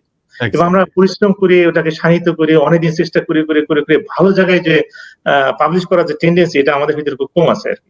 তা আমি জাস্ট এটাই বলতে চাই যে আমাদের যারা ইন্টেলেকচুয়াল আছেন, যারা একাডেমিক লাইনে আছেন, আমরা আমাদের কমফোর্ট জোনের একটু বাইরে গিয়ে এমন সব জায়গায় পাবলিশ করা দরকার যার একটা ইম্প্যাক্ট সারা দুনিয়াময় আর কি। এটাই বলতে চাই। খুবই ভালো লাগছে ডক্টর সাইদুল, এবং আমার দর্শকরা কিন্তু অনেক অনেক আবেগঘন কমেন্টস করছেন আপনার আলোচনা শুনে। তারা কিন্তু মানে সবাই যুক্ত আছেন এবং প্রচুর ভাই বোনেরা দেখছেন। আমি এই প্রথম প্রোগ্রাম, এরপরে তো আমার ইচ্ছা আছে যে আমরা বিভিন্ন টপিকস নিয়ে আপনার সাথে কথা বলবো সময় সুযোগ মতো। প্রথম প্রোগ্রাম হিসেবে আপনার কন্ট্রিবিউশন গুলো জানার পাশাপাশি কিন্তু আমরা আরো কিছু তথ্য জেনে যাচ্ছি। আপনাকে রিয়েলি আপনার প্রতি কৃতজ্ঞ। তো আপনি আরেকটা বিষয়ে কাজ করেছেন, সেটা হচ্ছে গ্লোবাল অ্যাগ্রো ফুড নিয়ে কাজ করেছেন। তো এই অ্যাগ্রো ফুডটাও খুব ইন্টারেস্টিং বিষয়, কিন্তু এখন আলোচিত বিষয়। একটু যদি আপনি একটু ব্রিফ করেন, আমরা এখান থেকে কিছু বিষয় জেনে নেই আপনার থেকে। জি। অ্যাগ্রো ফুড আসলে এটাই আমার মেইন এরিয়া আর কি। মানে আমি দুইটা এরিয়াতে কাজ করি, একটা হলো এনভায়রনমেন্টাল সোসিওলজি আর একটা হলো ইন্টারন্যাশনাল ডেভেলপমেন্ট। তবে আমার ফোকাসটা হলো গ্লোবাল অ্যাগ্রো ফুড সিস্টেম, মানে এই ফুড সিস্টেমটা কিভাবে কাজ করে সারা দুনিয়াতে। এই যে সুপারমার্কেট গুলোতে ফুড কিভাবে আসে, তারপর কিভাবে রেগুলেটেড হয়, কোথায় উৎপাদিত হয়, এটা আমাদের সবল দর্শকদেরও জানা উচিত। খুবই আমরা আমাদের প্রত্যেক ব্যাপারে কিছু কিছু ধারণা থাকা উচিত। জি। তা আমি আসলে এটা খুব কমপ্লেক্স একটা বিষয়, আমি সেই কমপ্লেক্সিটির দিকে না যেয়ে আমি জাস্ট মানে কিছু রেলেভেন্ট কিছু কথা সবার সামনে শেয়ার করি। সেটা হলো বর্তমান গত 100 বছরে আমাদের ফুডের ভিতরে মোটামুটি 3টা মানে বড় ধরনের রেভলিউশন ঘটে গেছে। প্রথম রেভলিউশনটার নাম হলো গ্রিন রেভলিউশন, যেটা 1943 সালে প্রথম হয়। এবং এই রেভলিউশনের মাধ্যমে আমরা খাদ্যের উৎপাদন কিন্তু চরমভাবে বেড়ে গেছে। But at the same time যেটা আমরা অনেক সময় কথা বলি না, সেটা হলো মানে ওই মানে massive amount of pesticide, herbicides, different kinds of chemical এটা ইউজ করার ফলে আমাদের ফুড চেইনের ভিতরে কিন্তু এক ধরনের কন্টামিনেশন ঢুকে গেছে। এবং এর পরেই কিন্তু সারা দুনিয়াতে ক্যান্সারের সংখ্যা ধীরে ধীরে ধীরে ধীরে মানে চরমভাবে বেড়ে গেছে। আচ্ছা আচ্ছা আচ্ছা। এটা হলো একটা বড় ধরনের একটা নেগেটিভ ইম্প্যাক্ট। তারপরে 1960s এর দিকে ওই একই ধরনের টেকনোলজি গ্লোবাল ফিশারিজ এর দিকে মানে সেটা মানে হয়েছে, ইনজেক্টেড হয়েছে। এবং ফিশারিজ আমরা জানি আমরা বাংলাদেশে চিংড়ি উৎপাদন করি, কিন্তু চিংড়ি উৎপাদন করতে হয় কোথায়? মানে যে সুন্দরবন, ওই জায়গাগুলো উজাড় করা করে ওই জায়গাগুলোতে কিন্তু পন্ড বানিয়ে তারপর কিন্তু এটা উৎপাদন করা হয়। তো এই ক্ষেত্রে যেটা ঘটেছে সেটা হলো মানে আমাদের বাংলাদেশ, ইন্ডিয়া, মালয়েশিয়া, সিঙ্গাপুর না, ইন্দোনেশিয়া, ইকুয়েডর, ফিলিপিন, অনেকগুলো দেশে মানে এই যে ম্যানগ্রোভ যে ফরেস্ট ছিল এগুলো একদম উজাড় করে ফেলেছে। 65% ফরেস্ট লস আসছে কিন্তু এই ব্লু রেভলিউশন মানে এই যে চিংড়ির কারণে আর কি। আমরা হয়তো অনেক ফরেন ক্যাশ পাচ্ছি, কিন্তু এট দ্য সেম টাইম আমাদের সাস্টেনেবিলিটি হারিয়ে ফেলছি। সাইক্লোন সিদরের কথা আপনার মনে আছে? সাইক্লোন সিদরের মতো এই ধরনের সাইক্লোন কিন্তু আগেও আসছে, কিন্তু এখন যেহেতু বন কেটে ফেলছে যার কারণে একেবারে ডাইরেক্টলি হিট করছে বাংলাদেশের একদম ভিতরে। ফলে দেখা যাচ্ছে যে হাজার হাজার মানুষ মারা গেছিল ওই কারণে আর কি। তো এই জন্য আসলে আমাদের লং টার্ম সাস্টেনেবিলিটি নিয়ে চিন্তা করা দরকার। আর 3 নম্বর যে রেভলিউশন, এটা বায়োটেক রেভলিউশন, অর্থাৎ জেনেটিক রেভলিউশন। আপনারা অবাক হবেন, আমরা যে টমেটো কিনে না যে থেকে বাজার থেকে, তাই না? এই টমেটোর ব্যাপারে আমি জাস্ট একটা কথা শেয়ার করতে চাই, অনেক কাছে নতুন লাগতে পারে। সেটা হলো এই যে টমেটো জানেন না, মানে অর্গানিক যে টমেটোটা এটা কিন্তু একটু অল্প সময় মানে নষ্ট হয়ে যায়, পচে যায়। কিন্তু পচে যাওয়ার কারণে এটা কিন্তু ব্যবসার জন্য ক্ষতিকর, কারণ টমেটো কিন্তু প্রত্যেকটা রেস্টুরেন্টে ইউজ করা হয়। সবাই আমাদের খেতে হয়, রেগুলার আমরা রাখি। রাইট। বায়োটেকনোলজি ইউজ করে তারা যেটা কাজটা করছে, তারা একদম সাগরের নিচে এক ধরনের মাছ পেয়েছে, যে মাছটা কিন্তু খুবই হস্টাইল ওয়েদার, মানে এক্সট্রিম হট বা এক্সট্রিম কোল্ড, এই ওয়েদারে তারা বেঁচে থাকতে পারে। এক ধরনের মাছ আছে। সায়েন্টিস্টরা কি করছে, মাছ থেকে টিস্যু নিছে, টিস্যু নিয়ে টমেটোর ভিতরে ঢুকাইছে। ঢুকাইয়ে টমেটোটা এমন একটা পর্যায়ে আনছে যে এই টমেটো কিন্তু আপনি এখন 2 সপ্তাহ রাখলেও আর পচবে না। আচ্ছা। কাজেই আমরা যে টমেটো খাচ্ছি, this is not the real tomato, this is the combination of tomato and fish itself. এই জন্য যে সমস্যাটা বর্তমান দেখা দিয়েছে সেটা হলো one of the things that we know for sure is that we do not know for sure what we are eating. আমরা যে কি খাচ্ছি এই জিনিসটা কিন্তু আমরা এখন আর বলতে পারছি না। আরো অ্যালার্মিং বিষয়, যে গরুর গোশত আমরা খাই, তাই না? ওয়েস্টার্ন ওয়ার্ল্ডে কিন্তু অনেক গরু তো তৃণভোজী একটা প্রাণী, তাই না?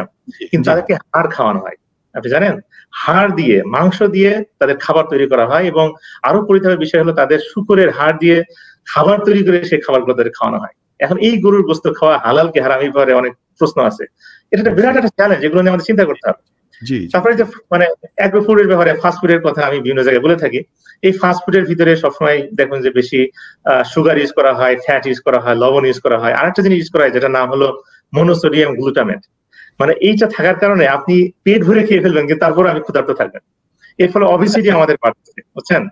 তারপরে আমরা যে চিকেন খাচ্ছি সেখানে ক্রোমিয়াম বেশি থাকার কারণে আমাদের অনেক রোগ জীবাণু নতুন ঘরে চলে আসছে। আমরা যে ইন্ডাস্ট্রিয়াল মিল্ক খাচ্ছি, একটা গরু, একটা গাই গরু 20 বছর থেকে 20 বছর পর্যন্ত বাঁচতে পারে, কিন্তু এই milking cow can not survive for more than 3 to 4 years। মানে তাদেরকে এত বেশি এক্সপ্লয়েট করা হচ্ছে যে তারা 3-4 বছরের বেশি বাঁচে না। এই জিনিসগুলো নিয়ে আমাদের নতুন করে চিন্তা করা দরকার। এই জন্য আমাদের যে চ্যালেঞ্জ গুলো সামনে আসছে সেটা হলো ফুড সভরেন্টি, মানে আমাদের ফুডের প্রতি আমাদের যে আগে যে কন্ট্রোল ছিল এই কন্ট্রোলটা আমরা হারিয়ে ফেলছি। সারা দুনিয়াতে প্রায় 6টা কর্পোরেশন আছে যারা 80% ফুড তারা কন্ট্রোল করে। তার ভিতরে সব থেকে বৃহত্তর কর্পোরেশন হলো ওয়ালমার্ট, এবং ওয়ালমার্ট এতটাই শক্তিশালী যে ওয়ালমার্টের যে পরিমাণ পয়সা আছে, টাকা পয়সা আছে, এটা 142টা দেশের টোটাল টাকা পয়সা সমান। চিন্তা করে দেখছেন? তারপরে আমাদের বলা হয়েছে আমাদের হালাল খেতে হবে, তারপরে তাইয়্যিবা মানে পিওর জিনিস খেতে হবে, তাইয়্যিব জিনিস খেতে হবে, আর একটা হলো অ্যামাউন্টটা ঠিক রাখতে হবে। এই 3টা জিনিসের সমন্বয় কিন্তু আমাদের খাবার। এই জিনিসটা আমি সবাইকে অনুরোধ করবো এটা ঠিক রাখার।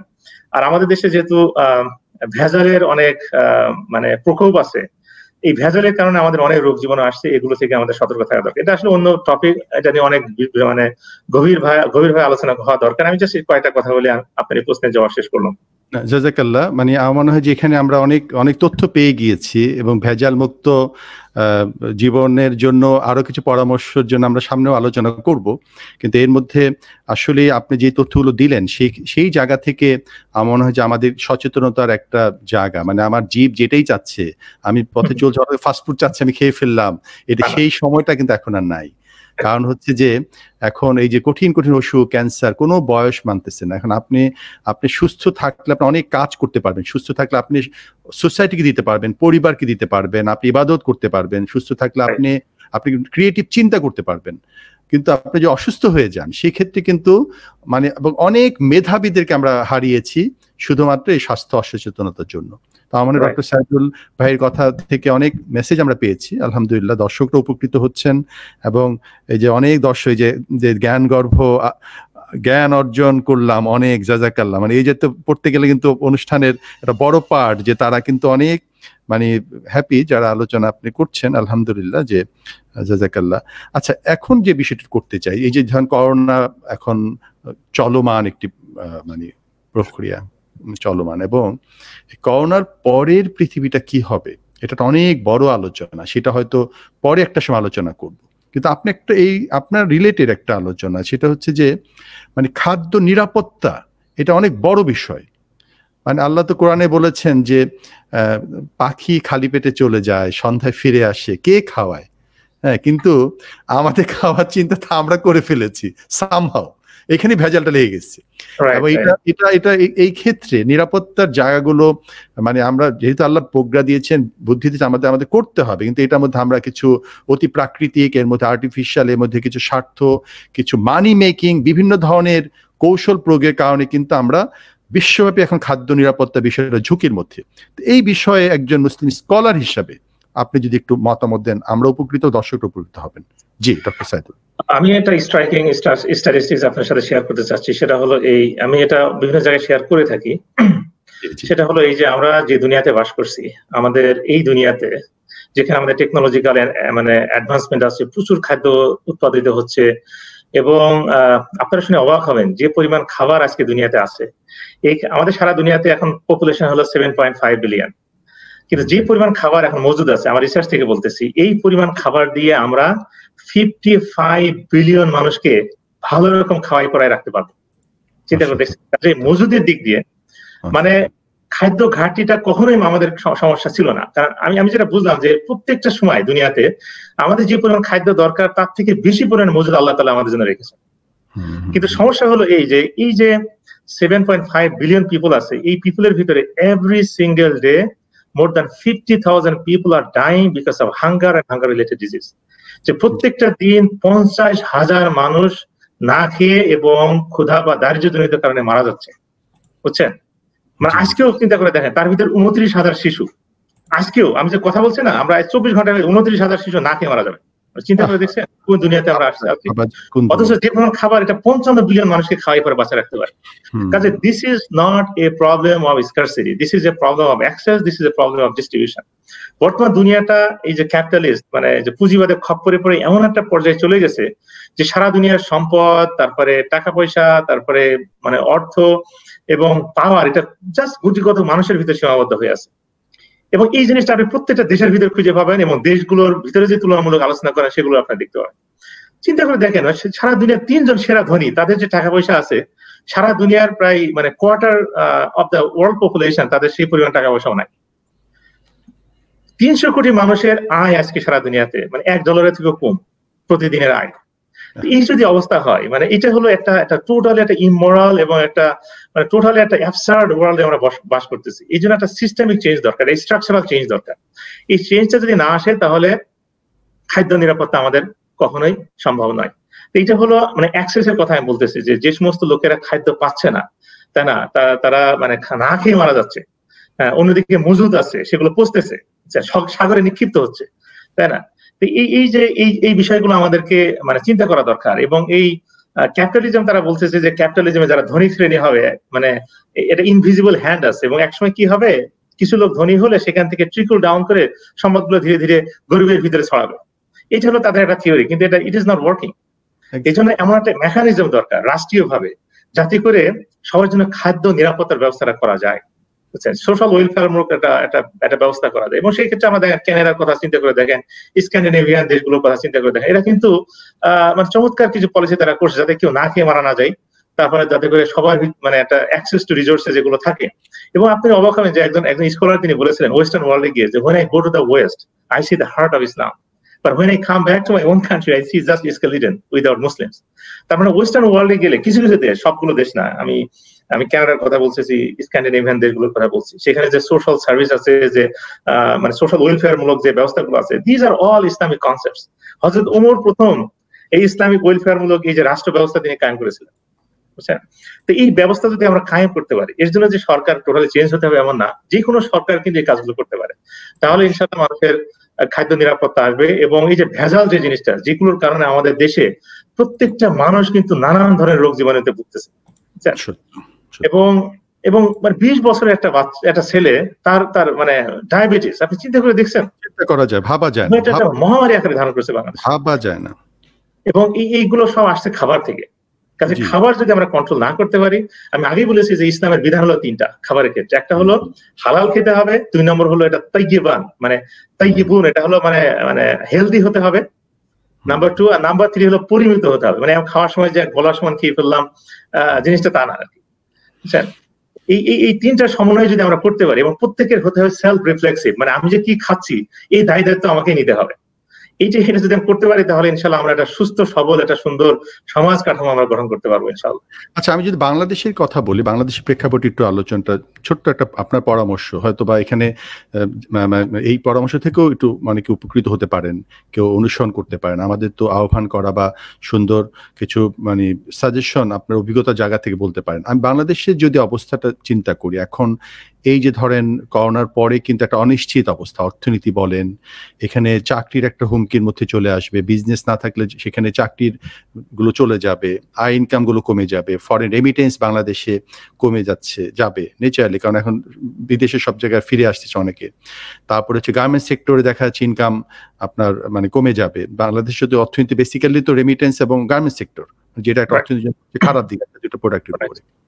কিন্তু ইতিবাচক দিক যেটা, সেটা হচ্ছে এখনো কিন্তু গ্রাম বাংলায় ছোট ছোট বাজারে, আমি যদি ছোট্ট ছোট বাজার একদম রুরাল এরিয়ায়, সেখানে যে দিনে যে বাজারটা বসে, সেখানে যেটা হয় যে ওই গ্রামের লোকটাই তাদের তরি তরকারিটা নিয়ে আসতেছে, পুকুরে মাছটা নিয়ে আসতেছে, ফসলের ধানটা নিয়ে আসতেছে, আবার যার যেটা নাই সে এসে কিনতেছে, এবং কিন্তু মানুষ এখনো কিন্তু মোটামুটি খাদ্যে কিন্তু তারা কিন্তু মোটামুটি খেয়ে পরে বাঁচতে পারছে, এবং সেটা তাদের ক্রয় ক্ষমতার মধ্যেই আছে।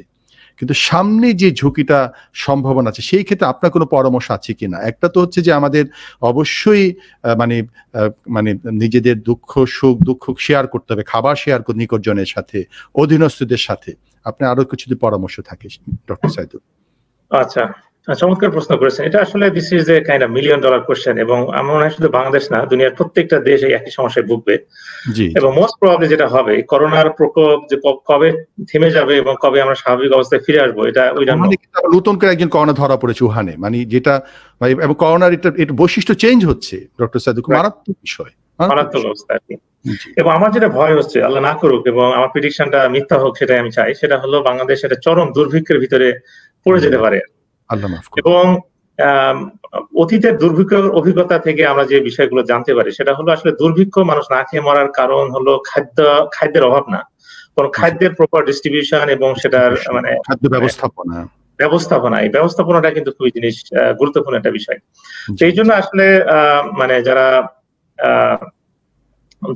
দায়িত্বে আছেন, বিশেষ করে খাদ্য মন্ত্রণালয় এবং সরকারের বিভিন্ন পর্যায়ে যারা আছেন, তাদেরকে কিন্তু প্রচন্ড আন্তরিক হতে হবে এবং এই ব্যবস্থাটা এমন ভাবে করতে হবে যে মানে হাইয়েস্ট লেভেল অফ ইন্টিগ্রিটি এবং মানে কি বলা যায়, মানে সব ধরনের করাপশন মুক্ত একটা মানে ব্যবস্থাপনা সেখানে যদি না করতে পারে, তাহলে কিন্তু অনেক মানুষ আবার না খেয়ে মারা যেতে পারে আর কি। এখন থেকে আসলে যদি প্রয়োজন হয়, তাহলে তারা বিভিন্ন দেশ থেকে সাজেশন নিতে পারে, কিন্তু আসলে সমস্যা হলো যে অনেক সময় যদি অদক্ষ লোক থাকে এবং সেই সাথে যদি দুর্নীতি যুক্ত হয়, তাহলে কিন্তু পুরো একটা হযবরল অবস্থা তৈরি হয়ে যেতে পারে। আমি মনে করি বাংলাদেশে প্রচুর দক্ষ লোক আছে এবং প্রচুর মানে ভিশনারি লোকজন আছে, যাদেরকে দিয়ে বাংলাদেশের এই সমস্যা সমাধান করা সম্ভব। আপনি আগেই বললেন যে পরিমাণ খাবার আমাদের আছে, এই খাবার দিয়ে কিন্তু বাংলাদেশে বাইরে থেকে আমরা মানে ইম্পোর্ট না করেও কিন্তু আমাদের দেশের মানুষকে কয়েক মাস পর্যন্ত আমরা খাওয়াই পড়ায় বাঁচিয়ে রাখতে পারবো। আর আমাদের সবসময় যে 3 বেলা খেতে হবে, এই 3 বেলা খাওয়ার সিস্টেমটা কালচারাল, তাই না? আমি অনেক দেশে দেখেছি 2 বেলা খেয়ে তারা মোটামুটি অত্যন্ত সুস্থ থাকছে, তাই না? আমাদের খাদ্যাভ্যাস চেঞ্জ করতে হবে। খেয়ে কিন্তু মানুষ মানে না খেয়ে মরে না, খেয়েই মরে। এটা এক্স্যাক্টলি। এবং আপনি অবাক হবেন যে মানে 80% রোগ জীবাণু কিন্তু বেশি খাওয়ার কারণে হয়, বেশি খাওয়ার কাজে। এই করোনা আমাদেরকে শিক্ষা দেয় যে আমাদেরকে একটু কম খেতে হবে। কম মানে কি, আমরা যদি সত্যিকার অর্থে আল্লাহর রাসূলের সুন্নাত ফলো করি, তাহলে কিন্তু আমাদের 1/3 খাওয়া উচিত। 1/3 খেতে হবে, 1/3 পান করতে হবে, বাকি 1/3 আমাদেরকে খালি রাখতে হবে শ্বাস প্রশ্বাসের জন্য। এই যদি অবস্থা থাকে, তাহলে কিন্তু আমাদের শরীর সুঠাম হবে, আমাদের রোগ জীবাণু কম হবে এবং আমরা খাদ্যও কিন্তু বাঁচাতে পারবো। এই রোজার কথাই ধরেন, অসাধারণ কথা। এবং আপনি দেখেন যে মানে এর পাশাপাশি ধরেন বা বাংলাদেশের কথাই যদি বলি, আমরা প্রত্যেকে যদি যার যার জায়গা থেকে আমরা একটু দায়িত্ববান হই, মানে আমার অধীনস্থ যারা আছে, ধরেন আমার যদি 20টা স্টাফ থাকে, তারা কিভাবে চলতেছে, তাদের খাদ্য কষ্ট হচ্ছে কিনা, আমার নিকট আত্মীয়দের সবাই যদি একটু একটু করে মানে ফলো করে, শেয়ার করে, তাহলে কিন্তু সব মিলে কিন্তু আমাদের এই কঠিন সময়টা কিন্তু আমরা পার করতে পারবো। এই জন্য সদিচ্ছা, আন্তরিকতা এবং শেয়ারিংটা খুব ইম্পর্টেন্ট আর কি। জি, যেটা বলছি রোজার কথা কি বলছিলেন আপনি? সরি, রোজার কথা বলছিলাম। আপনি মানে এটা একটা মানে চমৎকার একটা বিষয়, সেটা হলো আল্লাহ রাসূল বলেছেন যে এই এক বেলা না খাওয়ার কারণে যে খাবারটা বেঁচে থাকে, এই জিনিসটা আমাদেরকে গরিবদেরকে দান করতে হবে। এই সুন্নতটা আমার মনে হয় আমি নিজে সহ আমাদের দেশে কেউই পালন করি না, কারণ বরং আরো রোজা যখন চলে আসে তখন আমরা বেশি খরচ করি, আমরা বেশি খেয়ে ফেলি, ফলে রোজার যে মানে শারীরিক যে মানে বেনিফিট, সেই বেনিফিটটা আমরা কখনোই পাই না।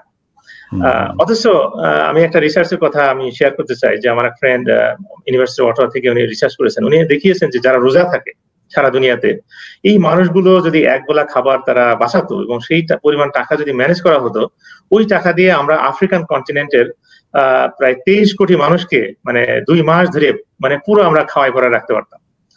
সিম্পল ছোট্ট একটা হাদিস, এই জিনিসটা যদি আমরা পালন করতাম এবং সেভাবে ম্যানেজ করা যেত, তাহলে দেখেন it has a tremendous impact. মানে ছোট হাদিস কিন্তু it has a broader implication. এই ধরনের ছোট ছোট অনেক বিষয় আছে। তো এই জন্য we need to have combination of different things. আমাদের সবকিছু একদম সরকারের উপরে দায়িত্ব দিলে হবে না, আমাদের নিজেদেরকে, আপনি যেটা বললেন আর কি, নিজেদেরকে দায়িত্ব নিতে হবে। প্রত্যেকে স্ব জায়গা থেকে আমাদের আশেপাশে যারা আছে তাদের কথা চিন্তা করতে হবে। এই ক্ষেত্রে আল্লাহ রাসূল এই হাদিসটা কতই গুরুত্বপূর্ণ, যে আমাদের নেইবারে যদি কেউ না খেয়ে থাকে আর আমি যদি খেয়ে থাকি, আমি মুমিন না। আর আমি যদি মুমিন না হয়, আমার স্থান কোথায়? জাহান্নাম। অবশ্যই। মানে এই একটা হাদিস যদি আমরা পালন করতাম, তাহলে সারা দুনিয়াতে কোনো মানুষ না খেয়ে থাকতো না। তাহলে প্রতিবেশী ব্যাপারে যেটা বলা হয়েছে, যে প্রতিবেশী ব্যাপারে যে হকের কথা বলেছে, আশঙ্কা রয়েছে তাদেরকে অংশীদার করে দেওয়া হয় কিনা। এবং মনে করেন যে ধরেন আপনি যদি একটা প্রপার্টি সেল করতে চান, আপনার প্রতিবেশীর হক প্রথম, কিন্তু তাকে প্রথম যে ভাই আমি এটা সেল করতে চাই। মানে ইসলাম কত ব্যালেন্স, যে তোমার নিকটজন, তোমার প্রতিবেশীদের, তাহলে প্রত্যেক যে আমরা তার নিকট আশেপাশে যারা, আপনি পুরো বাংলাদেশকে আপনি মনে করেন যে দেখতে পারবেন না, তো আশেপাশে যারা তারা কিন্তু মনে করেন যে উপকৃত হতে পারে। আচ্ছা, একটু তার সঙ্গে দু একজন ভাই একটু মানে দু একটা দেশে রোজা চলতেছে, আমি দুজনই পানি খেয়েছি, আমরা সরি বলে নিচ্ছি, কারণ আমাদের এখানে ইফতার অনেক আগে হয়ে গেছে। আপনার ক্ষমা একটু গলাটা শুকিয়ে যায়, আপনার ক্ষমা দেখবেন। আচ্ছা, আমি একটু রমজানের বিষয়ে আসি আমরা, ডক্টর সাইদুল, সেটা হচ্ছে যে রোজার সোশ্যাল ইমপ্লিকেশনটা আপনি কিভাবে দেখেন, যে সামাজিক যে প্রভাবটা রমজানের, মানে আপনার সমাজ বিজ্ঞানীর দৃষ্টিতে, এমনি তো আমরা স্বাভাবিক আলোচনাগুলো করি, মানে আপনি দৃষ্টিতে একটু যদি বলেন। জি ডক্টর সাইদুল। আসলে সমাজকে যখন বলতে হয় তখন সমাজ তো আইসোলেটেড না, সমাজের সাথে আরো দুইটা জিনিস সম্পৃক্ত, সেটা হলো আমাদের শারীরিক সুস্থতা এবং আমাদের মানে আমাদের আর কি, মানে আমাদের মানে আত্মা আর কি।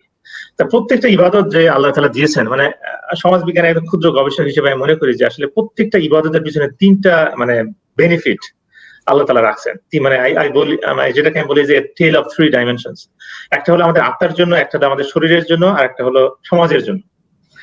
রোজা আমাদের আত্মার জন্য কি ধরনের বেনিফিট নিয়ে আসে, যেখানে আল্লাহ তাআলা পবিত্র কোরআনে বলেছেন যে ইয়া আইয়ুহাল্লাযিনা আমানু, বিসমিল্লাহির রহমানির রহিম, ইয়া আইয়ুহাল্লাযিনা আমানু কুতিবা আলাইকুমুস সিয়াম কামা কুতিবা আলাল্লাযিনা মিন ক্বাবলিকুম লাআল্লাকুম তাত্তাকুন। যে তোমাদের উপর রমজান রোজাকে ফরজ করা হয়েছে, যেমন এটা ফরজ করা হয়েছিল তোমাদের পূর্ববর্তীদের উপর, যাতে করে তোমরা তাকওয়া অর্জন করতে পারো, মুত্তাকি হতে পারো। এই যে তাকওয়া অর্জন, this is one of the goals. তাকওয়াটা কি? আল্লাহ রাসূল বলেছেন তাকওয়া হাহুনা, আর তাকওয়া হাহুনা।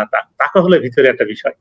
মনে করেন আমরা ক্ষুধার্ত, আমরা তৃষ্ণার্ত, আর অনেক দেশ আছে যে অনেক মানে লম্বা সময় ধরে রোজা থাকতে হয়, মানে তাদের প্রাণ যখন ওষ্ঠাগত হয়ে যায়, তারা তো গোপনে কিছু খেয়ে ফেলতে পারে, কিন্তু তারা খায় না। কি জন্য খায় না? তারা জানে যে এখন যদি আমি খেয়ে ফেলি, দুনিয়ার কোনো মানুষ দেখবে না, কোনো কীট পতঙ্গ দেখবে না, কিন্তু সেই আল্লাহ দেখবেন। এই যে আল্লাহর ব্যাপারে একটা কনসাসনেস, মানে একটা সার্বক্ষণিক একটা সচেতনতা, দিস ইজ তাকওয়া। এই জিনিসটা কিন্তু আমাদের ভিতরে আসে। এবং এইটার ব্যাপারে পবিত্র কোরআনে বলা আছে ইন্না আকরামাকুম ইনদাল্লাহি আতকাকুম, যে তোমাদের মধ্যে সেই ব্যক্তি শ্রেষ্ঠ যে তাকওয়ার দিক দিয়ে শ্রেষ্ঠ। তা আমরা আমাদের আত্মিক যে বিষয়টা, মানে আমাদের আত্মার যে প্রশান্তি, মানে আল্লাহর সাথে যে কানেকশন, এই কানেকশন রোজা আমাদের তৈরি করে দিচ্ছে। সুবহানাল্লাহ। দুই নম্বর যে বেনিফিটের কথা আমি বলতে চাই, সেটা হলো বডি, আমাদের শারীরিক যে বেনিফিট।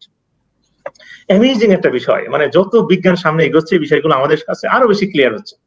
এবং এটা কিন্তু এর আগে হয়তো অনেকে বুঝতো না। এবং আপনারা হয়তো অটোফেজের নাম শুনে থাকবেন, যে ইয়োশিনোরি ওসুমি নামে একজন জাপানিজ সায়েন্টিস্ট, উনি এইটার রোজার উপরে রিসার্চ করে তিনি নোবেল পুরস্কার পাইছেন 2016 সালে। উনি দেখিয়েছেন যে আমাদের শরীরের যে সেল আছে, একসময় সেলগুলো যখন ডেড হয়ে যায়, ওটা একটা ডাস্টবিনের মতো একটা জায়গায় জমা হয়, এবং ওটা যদি অনেকদিন জমা থাকে তাহলে ওটা থেকে কিন্তু ক্যান্সার ছড়াতে পারে, নতুন রোগ হতে পারে, বুঝছেন? কিন্তু যখন আমরা রোজা থাকি তখন আমাদের মানে যে মানে অ্যাক্টিভ যে সেলগুলো আছে, এগুলো কিন্তু ওই ডেড সেলগুলো খাওয়া শুরু করে পুরো শরীরটাকে সুন্দর করে ক্লিন করে ফেলে। সুবহানাল্লাহ। এবং আমাদের শরীরটাকে বিভিন্ন রকম রোগ জীবাণু থেকে রেহাই দেয়। এমনকি পশু পাখির ক্ষেত্রেও দেখবেন যে আল্লাহ তাদের ভিতরে এই ধরনের তৈরি করে দিচ্ছে। মাঝে মাঝে অসুখ হলে পশু পাখি দেখবেন, গরু দেখবেন যে অনেকদিন 2 দিন না খেয়ে থাকে। এই না খাওয়ার কারণে কি হয়, ওই যে ডেড সেলগুলো কিন্তু ওই অ্যাক্টিভ সেলগুলো খেয়ে ফেলে তাদের শরীরটা ক্লিন করে ফেলে, তারপর গরুটা ভালো হয়ে যায়। এটা কিন্তু অটোমেটিক হয়, কিন্তু আমাদের জন্য আল্লাহ তাআলা কি করেছেন, একটা সিস্টেম করে দিয়েছেন যাতে আমরা এই জিনিসটা পালন করে থাকি। তারপরে একটা রিসার্চের কথা আমি বলতে চাই। 2005 সালে ড্যানিশ রিসার্চার, তারা এই রোজা থেকে মোটামুটি 8টা উপকার তারা খুঁজে পেয়েছেন।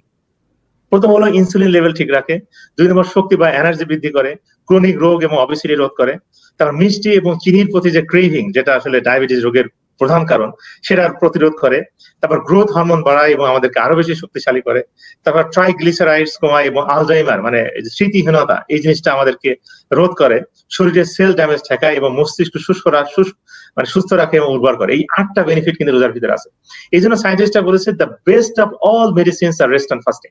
সকল রোগের মানে মহৌষধ হলো রোজা এবং মানে রেস্ট নেওয়া। এবং আপনি অবাক হবেন, একদম খ্রিস্টান ধর্মযাজক বার্নার্ড শর নাম আপনি শুনেছেন, উনি বলছেন কি জানেন, যে এমন একটা সময় আসবে ডাক্তাররা সবাইকে নামাজ পড়তে বলবে এবং রোজা রাখার জন্য প্রেসক্রাইব করবে। চিন্তা করে দেখছেন, কতদিন আগে বলেছে এটা? অনেকদিন আগে বলছেন, একদম খ্রিস্টান ধর্মযাজক, তিনি কিন্তু এই কথাটা বলেছেন। সুবহানাল্লাহ। এই যে এটা হলো আমাদের মানে শারীরিক যে বেনিফিট, এবং শরীর যদি ভালো না থাকে তাহলে আমরা কিন্তু ভালো সমাজ গঠন করতে পারবো। তারপর দেখেন সামাজিক যে বেনিফিটটা আছে, আমরা রোজার সময় এটা পুরো একটা প্যাকেজের মতো। আমাদের মানে গরিব লোক যারা না খেয়ে থাকে তাদের ক্ষুধাটা কিন্তু আমরা উপলব্ধি করতে পারছি। তারপরে যে খাবারটা আমি যে আগে বললাম যে খাবার যেটা বেঁচে থাকবে সেটা আমাদের গরিবের দান করতে হবে। তারপরে আমরা অনেক সময় মনে করি যে না খেয়ে থাকা এবং পান করা থেকে বিরত থাকা এবং ফিজিক্যাল রিলেশনশিপ থেকে দূরে থাকা, এই 3টা কারণে রোজা ভাঙে। কিন্তু আরো একটা কারণ কিন্তু আছে। আল্লাহ রাসূল বলেছেন একটা হাদিসে যে রোজা থাকলেও কিন্তু মিথ্যা কথা ছাড়লো না, গীবত ছাড়লো না, তার রোজা থাকা না কোনো পার্থক্য নাই। আমি রোজা হয় না। তার মানে ওই 3টার সাথে 4 নম্বর একটা পয়েন্ট যোগ করতে হবে। তার মানে আমি যখন রোজা থাকবো আমি মিথ্যা কথা বলবো না, আমি চগলখড়ি করবো না, আমি কারো গীবত করবো না। তো এইটা যদি আমরা না করি, আমাদের সমাজে কিন্তু এগুলো একদম মহামারী আকারে ধারণ করেছে। রোজা কিন্তু এই ট্রেনিংটা আমাদেরকে দিচ্ছে। তার একটা সুন্দর স্বাচ্ছন্দ্যময় একটা সৌহার্দ্যপূর্ণ সমাজ গঠনের জন্য, মিথ্যা বিবর্জিত একটা সমাজ গঠনের জন্য রোজার কোনো বিকল্প নাই। তারপর আমরা যখন একসাথে ইফতার করি, একসাথে ঈদ করি, তারপরে এর সবগুলোর ভিতরে আমাদের ভিতরে শ্রদ্ধা, ভালোবাসা, সহমর্মিতা, সহযোগিতা, এইগুলোর কারণে আসলে অনেক সামাজিক ইম্প্যাক্ট আমরা রোজা থেকে খুঁজে পাই। তো সুবহানাল্লাহ, সারা দুনিয়ার জন্য, মুসলমানের জন্য রোজা কিন্তু চরম একটা সামাজিক প্যাকেজ হিসেবে আমাদের জন্য আসছে, যেটার বেনিফিট আসলে সুদূর প্রসারী, এবং এই বেনিফিট নিয়ে আমাদেরকে নেওয়ার চেষ্টা করতে হবে। এবং আমি পরিশেষে যে কথাটা বলতে চাই সেটা হলো, আল্লাহ রাসূল বলেছেন যারা রমজান মাসে রোজা রাখে কিভাবে, ঈমানান ওয়া ইহতিসাবান। 2টা কথা এখানে আল্লাহ তাআলা, ঈমান মানে একদম সত্যিকার অর্থে আল্লাহকে হাজির নাজির জেনে শুধুমাত্র আল্লাহর জন্য ঈমান এনেই এবং ঈমানের ভিতর দিয়ে রোজা রাখতে হবে। আর হলো ইহতিসাবান, মানে ইহতিসাব করতে হবে, কন্টিনিউয়াসলি আমাদের চেক এন্ড ব্যালেন্সের ভিতরে রাখতে হবে, আমাদের ভিতরে চেঞ্জ আনতে হবে। এই চেঞ্জ গুলো যদি কন্টিনিউয়াসলি আমরা না আনতে পারি, যে আমাদের খাদ্যাভ্যাস যদি আমরা চেঞ্জ না করতে পারি, মিথ্যার অভ্যাস যদি আমরা চেঞ্জ না করতে পারি, তারপরে অন্যান্য যে অভ্যাসগুলো আমরা ছিল এইগুলো যদি চেঞ্জ করে সমাজ গঠনে ভূমিকা না রাখতে পারি, তাহলে এই রোজা কিন্তু আমাদের কোনো সমাজ গঠনে কোনো ভূমিকা আমাদের রাখবে না। এবং তখন দেখা যাবে আমরা গুনাহ খাতা থেকে কিন্তু আমরা নিজেরা নিষ্কৃতি পাইতে পারি না। আমি জাস্ট একটা উদাহরণ দিয়ে এই প্রশ্নের জবাব শেষ করি। সেটা হলো, মনে করেন আমরা খাবার খাই, তাই না? খাবার যখন খাইলাম, খাওয়ার পরে খাবারের উদ্দেশ্য হলো সেই খাবারটা আমাদের শরীরে ঢুকবে, আমাদের মানে অঙ্গ প্রত্যঙ্গের ভিতরে মানে হবে আর কি, ব্লাড তৈরি করবে, শক্তি সঞ্চার করবে, তারপরে খাবার উদ্দেশ্য সফল হবে। এখন কেউ যদি খাবার খাইলো আর একটু পরে মনে করো না খাবার তো খেয়ে ফেলেছে, বমি করে দিলে কোনো সমস্যা নাই, ওই খাবার আমাদের শরীরে কিন্তু কোনো কাজে আসবে না। তো কেউ যদি রোজার মাসে রোজা রাখে, রোজার মাসে সুন্দরভাবে তারা ইফতার করে, তারপরে তারাবি নামাজ পড়ে, নামাজ কালামও করে, কিন্তু যে রোজা চলে গেছে আবার আগের মতো অবস্থা ফিরে যায়, ওদের অবস্থা ওই বমি করার মতো। ওই রোজা কিন্তু কোনো বেনিফিট বয়ে আনবে না। এই জন্য এই রোজাটা হলো সারা মানে একটা kind of training for the rest of the months, এটা আমাদের মনে রাখা দরকার। অসাধারণ, আপনি অসাধারণ উদাহরণ দিয়েছেন, খুব মানে সহজ একটা উদাহরণ দিয়েছেন। এবং রমজানের আমরা তো অনেক আলোচনাই মানে শুনি, তো আপনি একটু ভিন্ন দিক থেকে এই বিষয়টাকে আপনি উপলব্ধির জায়গা থেকে বলার চেষ্টা করেছেন, আলহামদুলিল্লাহ, জাযাকাল্লাহ।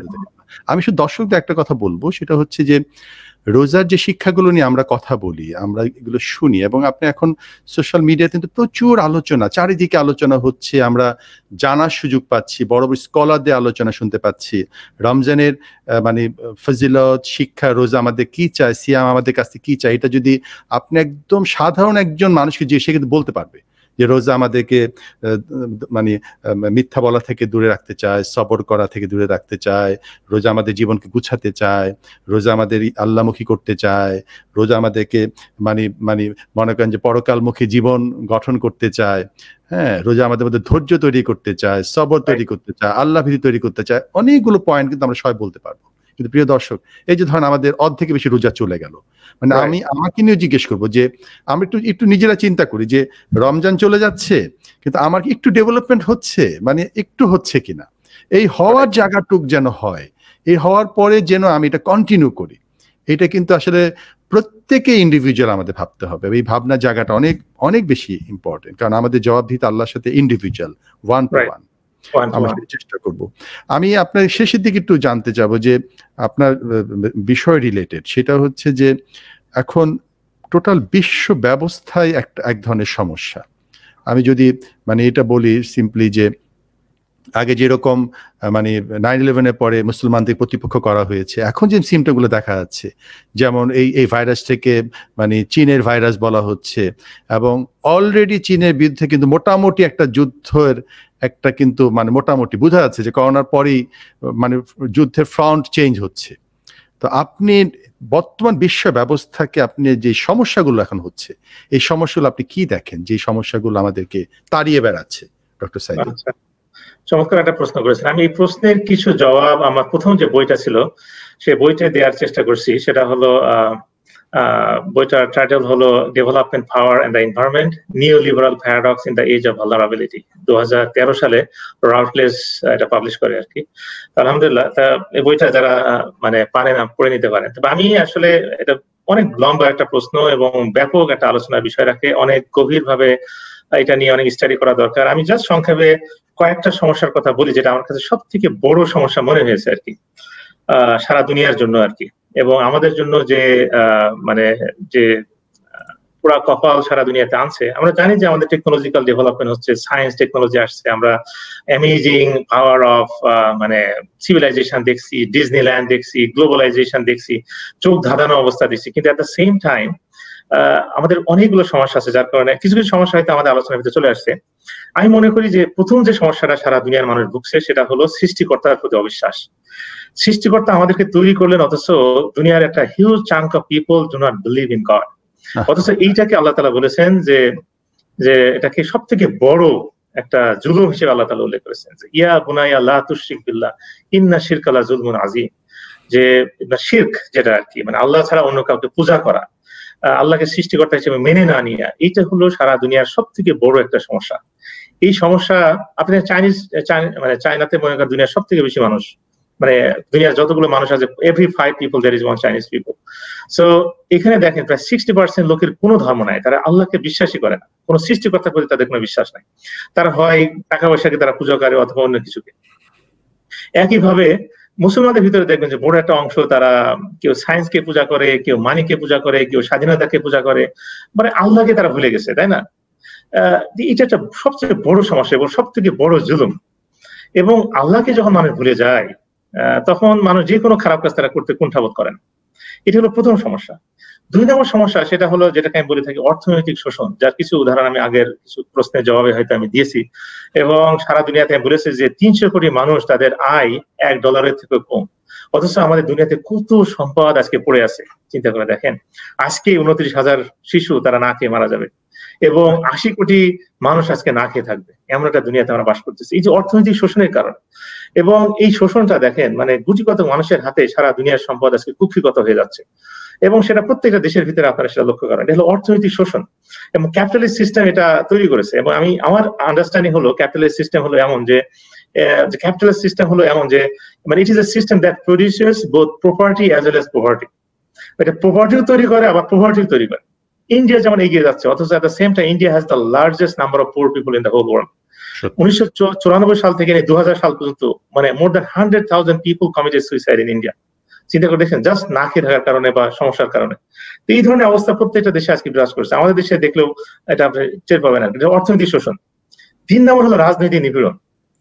চিন্তা করে দেখেন মানে হত্যা, লুণ্ঠন, নিজের ক্ষমতা প্রদর্শন এবং ক্ষমতার উন্মত্ততা প্রদর্শন করার জন্য মানুষ কি না করতেছে, এটা প্রত্যেকটা দেশে আমরা লক্ষ্য করছি আর কি। এবং সিভিল ওয়ার তৈরি করছে, আপনি সিরিয়া থেকে নিয়ে বিভিন্ন দেশে আপনারা এগুলোর উদাহরণ দেখতে পাবেন আর কি, প্রত্যেকটা দেশে আর কি। এটা রাজনীতি নিপীড়ন, মানে যারা মানে অন্য মতাবলম্বী সেগুলো তাদের সহ্য হচ্ছে না, তাদেরকে যেভাবে দমন করতে হবে, গুম করতে হবে, এই ধরনের মানে টেন্ডেন্সি প্রত্যেকটা দেশের ভিতরে আমরা দেখতেছি। এমনকি সব থেকে সুপার পাওয়ার আমেরিকা থেকে শুরু করে প্রত্যেকটা দেশে মোটামুটি কম বেশি এগুলোর অবস্থা আমরা দেখতে পাচ্ছি। এবং ডাবল স্ট্যান্ড মনে করেন যে আপনি কাজের আপনার মানে কোনো মিল নাই। এবং সেটা চায়নাতেও দেখেন একই অবস্থা। প্রত্যেকটা দেশে এই যে সমস্যাগুলো, মানে তাদের নেতৃবৃন্দ তাদের ক্ষমতার দম্ভে এতটা বেশি অন্ধকারের ভিতরে চলে গেছে, তারা সারা দুনিয়াকে কেয়ার করতেছে। মানুষের ওয়েলফেয়ার তাদের কাছে সেকেন্ডারি, বুঝছেন? তাদের ক্ষমতাই হলো প্রাইমারি, যেভাবে ক্ষমতায় টিকে থাকতে হবে অ্যাট এনি কস্ট।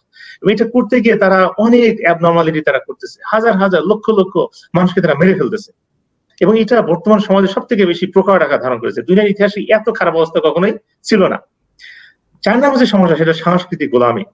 অর্থাৎ আমার যে কালচার আছে, আমার যে কৃষ্টি আছে, এটাকে যদি আমি সেকেলে মনে করি এবং সেটাকে মনে করে আমরা অন্য কৃষ্টি অন্য কালচারটাকেই যদি আমরা আঁকড়ে ধরি, তাহলে আমাদের ভিতরে এই গোলামি ভাবটা তৈরি হবে। এবং আলহামদুলিল্লাহ মানে you are one of the person যারা এই সাংস্কৃতিক গোলামের বিরুদ্ধে সংগ্রাম করে যাচ্ছেন আর কি।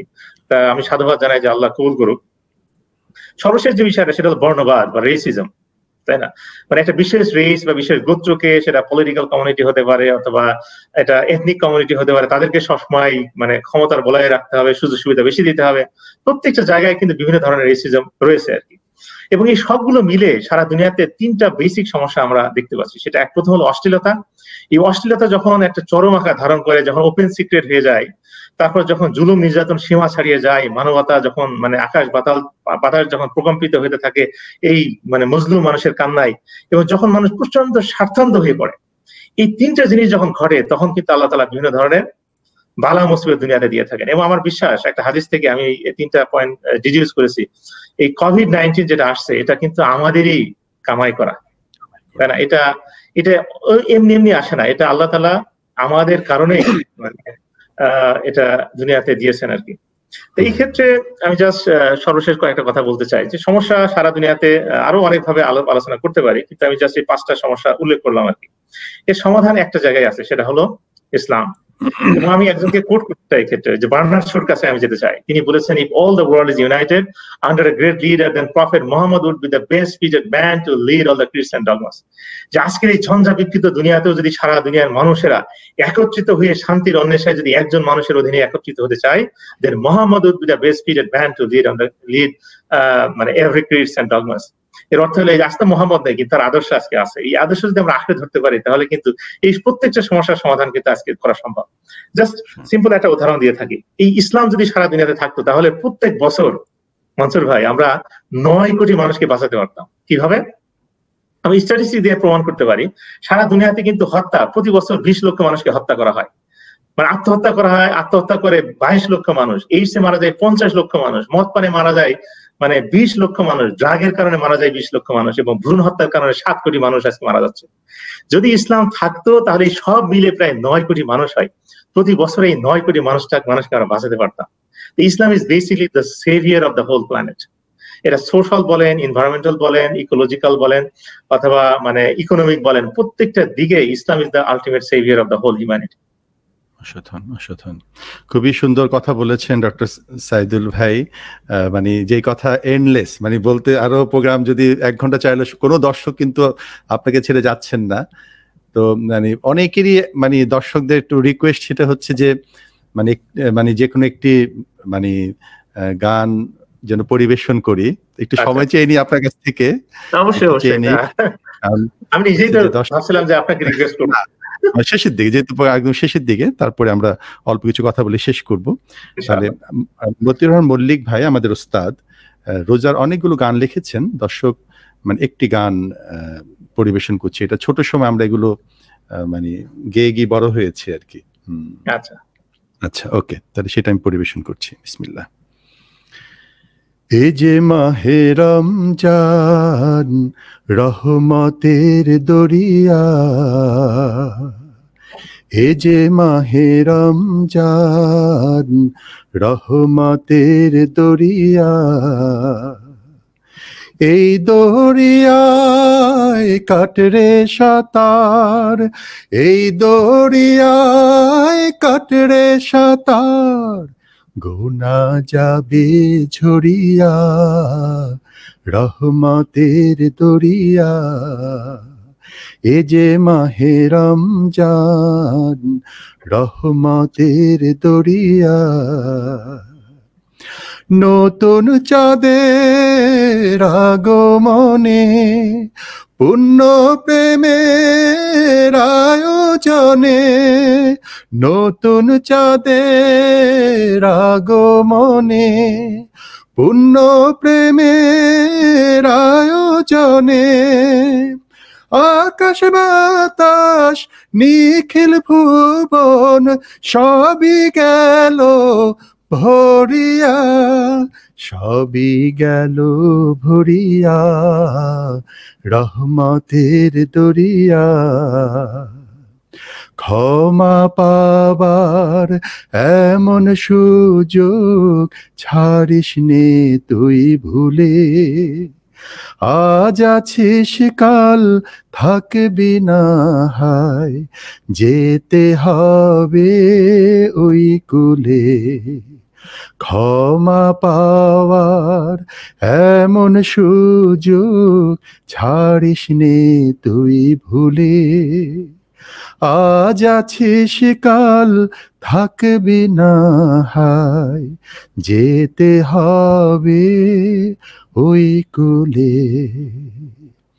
আসলে দেখা যায় রোজা আমরা যারা পাচ্ছি, আগামীতে রোজা পাবো কিনা ডক্টর সাইদুল ভাই এর কোনো নিশ্চয়তা নেই। সুতরাং আমরা যেন আমাদের সময়টা পুরোপুরি কাজে লাগাই। আল্লাহ আমাদের তৌফিক দান করুন। দর্শক আপনারা মল্লিক ভাই যেন দোয়া করবেন, আল্লাহ যেন তাকে জান্নাত দান করে। রমজানই তিনি ইন্তেকাল করেছিলেন। ডক্টর সাইদুল ভাই, আমরা প্রোগ্রাম একদম শেষের দিকে, মানে আপনাকে অনেক মানে শ্রোতাই দর্শকই জানতে চাচ্ছেন আপনি যে বইয়ের কথাগুলো বললেন, এই বইগুলো তারা কোথায় পেতে পারে? মানে একটু যদি আপনি রেফারেন্স বলেন, অ্যামাজনে বা অন্য কোথাও কি তারা কিভাবে পেতে পারে বইগুলো? আমি মোট 6টা বই লিখেছি, আরেকটা বইয়ের জন্য কাজ করছি, ইনশাল্লাহ কোনো সময় বের হয়ে যাবে আর কি। তা বইগুলো যদি কেউ পেতে চায়, আমাকে ডিজিটাল কপি আছে, পিডিএফ আছে, আমাকে ইমেল করলে পেয়ে যেতে পারেন আর কি। আমার ইমেল অ্যাড্রেস হলো msaidul@gmail.com, অথবা আমার নাম লিখে সার্চ দিলে হয়তো ইমেল এমনি অনলাইনে পেয়ে যাবেন আর কি। সবগুলো বই তো ইংলিশে হয়েছে, কিছু বাংলায় কি আপনার কিছু আর্টিকেল কি এরকম আছে যেগুলো দর্শকরা পেতে পারে, মানে এরকম? বাংলায় বেশ কিছু আর্টিকেল আছে বিভিন্ন পত্র পত্রিকাতে প্রকাশিত, কিন্তু বই আকারে আসলে আমি এখনো প্রকাশ করি নাই আর কি। প্রতি রমজানে চিন্তা করি একটা বাংলা বই লিখবো আর কি, কিন্তু সেটা আর হয়ে ওঠে না। তবে ইনশাল্লাহ আমি কিছু প্ল্যান করেছি আর কি, মানে বাংলাতে যতগুলো আর্টিকেল লিখেছি সবগুলো মিলে একটা সুন্দর বই হয়ে যেতে পারে। আরো আসলে এখন একটা পর্যায়ে চলে আসছি, মানে আমার কোয়ালিটি নিয়ে খুব বেশি কনসার্ন আর কি, মানে রাইট। এই জন্য যখন কোনো কিছু ভালো করে লিখতে যাই তখন আসলে ওই ধরনের কোয়ালিটি ছাড়া আসলে পাবলিশ করতে চাই না। দোয়া করেন ইনশাআল্লাহ বাংলাতেও কিছু লেখার প্ল্যান। দর্শক, আমি আপনাদের এই যে মানে একটু বলবো, ধরেন এখানে যারা আপনারা অনুষ্ঠানটি প্রথম থেকে শেষ পর্যন্ত যুক্ত আছেন, এই যে ডক্টর সাইদুল বারবার বলছিলেন যে আমি একটা লেখলে বারবার চেক করি, এই যে কোয়ালিটি কথা বলতেছিলেন, এই কোয়ালিটি কিন্তু দায়িত্বের জায়গা থেকে, এরকম না যে আমাকে অনেক বড় মাপের লেখক হইতে হবে, আমাকে ওয়ার্ল্ড ক্লাস থিঙ্কার, তা না, কিন্তু দায়িত্বের জায়গা থেকে। সুতরাং ধরেন আপনি ফেসবুকে একটা লাইন লিখছেন, আপনি আবার পড়েন, আপনি একটা জিনিস কমেন্টস করছেন, আবার সেকেন্ড টাইম দেখেন, থার্ড টাইম দেখেন, দেখবেন যে আপনার লেখার মধ্যে আপনি কিছু এডিট করছেন।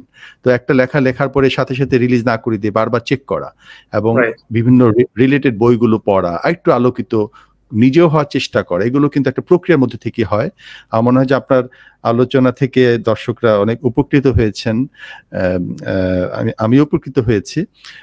দর্শক, একটি বিষয় আমি শেষের দিকে বলতে চাই, যেটা আমার ডক্টর সাইদুলের সাথে এই প্রথম আমার এই সোশ্যাল মিডিয়াতে একসাথে প্রোগ্রাম করা, এবং অনেকেই বলেছেন যে এরপরে আপনাকে নিয়ে নিয়মিত প্রোগ্রাম করার জন্য আসছেন, রিকোয়েস্ট করছেন। ইনশাল্লাহ আমি আশা করি যে আপনার ব্যস্ততার সময়ের মধ্যে থেকেও কিছু সময় দিবেন।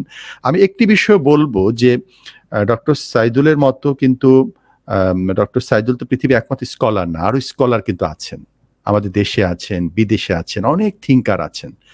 কিন্তু এই চিন্তাশীল মানুষের চিন্তার সাথে যদি ইসলামটা সম্পৃক্ত হয়, তাহলে এই চিন্তাটার মধ্যে পরিপূর্ণতা আসে। এই চিন্তার মধ্যে ইসলামটা যদি থাকে, তাহলে সামগ্রিকতা আসে। ইসলাম কোনো প্রান্তিকতা না, ইসলাম মানে হচ্ছে সেকেলে না।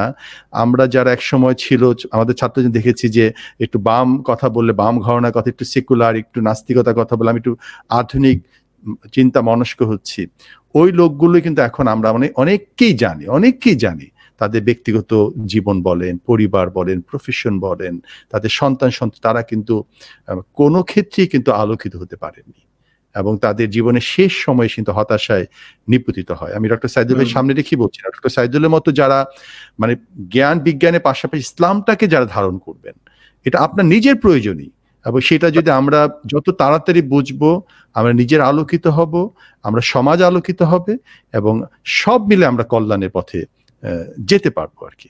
তো ডক্টর সাইদুল, আপনাকে ধন্যবাদ জানাচ্ছি সুন্দর প্রাণবন্ত আলোচনার জন্য, এবং আপনি এই আলোচনাটা অনেক গতিশীল রেখেছেন এবং অনেক গতিময় করেছেন। জাজাকাল্লাহ, এবং তথ্য দিয়ে কথা বলেছেন। আপনাকে আবারও অফিসিয়ালি ধন্যবাদ জানাচ্ছি। জাজাকাল্লাহ, আপনি অংশ নিয়েছেন সেই জন্য। আপনাকে অনেক ধন্যবাদ। আসলে আমরা যত কাজই করি না কেন, আল্লাহ যদি সেটা কবুল না করেন, তাহলে ও কাজের গুলো কোনো অর্থ নাই। এই জন্য সবাই দোয়া করবেন আমার জন্য, যাতে করে আল্লাহ ছোটখাটো যে কাজগুলো আমি করতেছি একাডেমিক অঙ্গনে, সেগুলো যাতে আল্লাহ কবুল করেন, এবং এটা পরকালে সফলতাই হলো আসল সফলতা। আল্লাহ যাতে সেখানে সফল করেন, এটাই হলো সবচেয়ে বড় জিনিস। সবাই আমাদের দোয়া করবেন যাতে সুস্থ সুন্দর থাকতে পারি এবং পরকালে আল্লাহর নাজাত পাই, এটাই হলো আলটিমেট কথা। আজকে আমার খুবই ভালো লাগছে সাইফুল্লাহ মাসুদ ভাইয়ের সাথে এই সুন্দর আলোচনাতে। সুবহানাল্লাহ, মানে সামনাসামনি বলা যায় না ঠিক করে। আমি সময় দেখছি প্রায় 1.5 ঘন্টা কিভাবে চলে গেছে। আমি কিন্তু মানে এই সময়টা আসলে খুবই অনেক আমরা নলেজ শেয়ার করেছেন আপনি এবং দর্শক আলোকিত হয়েছে আলহামদুলিল্লাহ। এবং পরেও যারা দেখবেন, ভালো লাগছে যে আমি আমার খুব পছন্দের, মানে অত্যন্ত পছন্দের একজন মানুষের সাথে আজকে আমি আছি। সুবহানাল্লাহ। আমার জন্য দোয়া করি, ডক্টর সাইদুল ভাই আপনার জন্য দোয়া করি। দর্শক আপনারা আমাদের সাথে অনেকক্ষণ ধরে অপেক্ষা করেছেন, আমাদের কথাগুলো শুনেছেন। আমরাই তো বলে গেলাম, আপনারা শুধু শুনেছেন, আপনাদের মতামতগুলো দেখেছি, কিন্তু আমরা মানে সবগুলো ব্যাপারে কমেন্টস করতে গেলে অনেক দীর্ঘ সময় লেগে যেত। তারপর ওইগুলো ব্যাপারে আমরা ইনশাআল্লাহ গুরুত্ব দিব। সামনে আলোচনা এখান থেকে আমরা কিছু বিষয় নিয়ে করার চেষ্টা করব। আপনারা ভালো থাকুন, সুস্থ থাকুন। জাযাকাল্লাহ। আসসালামু আলাইকুম ওয়া রাহমাতুল্লাহ।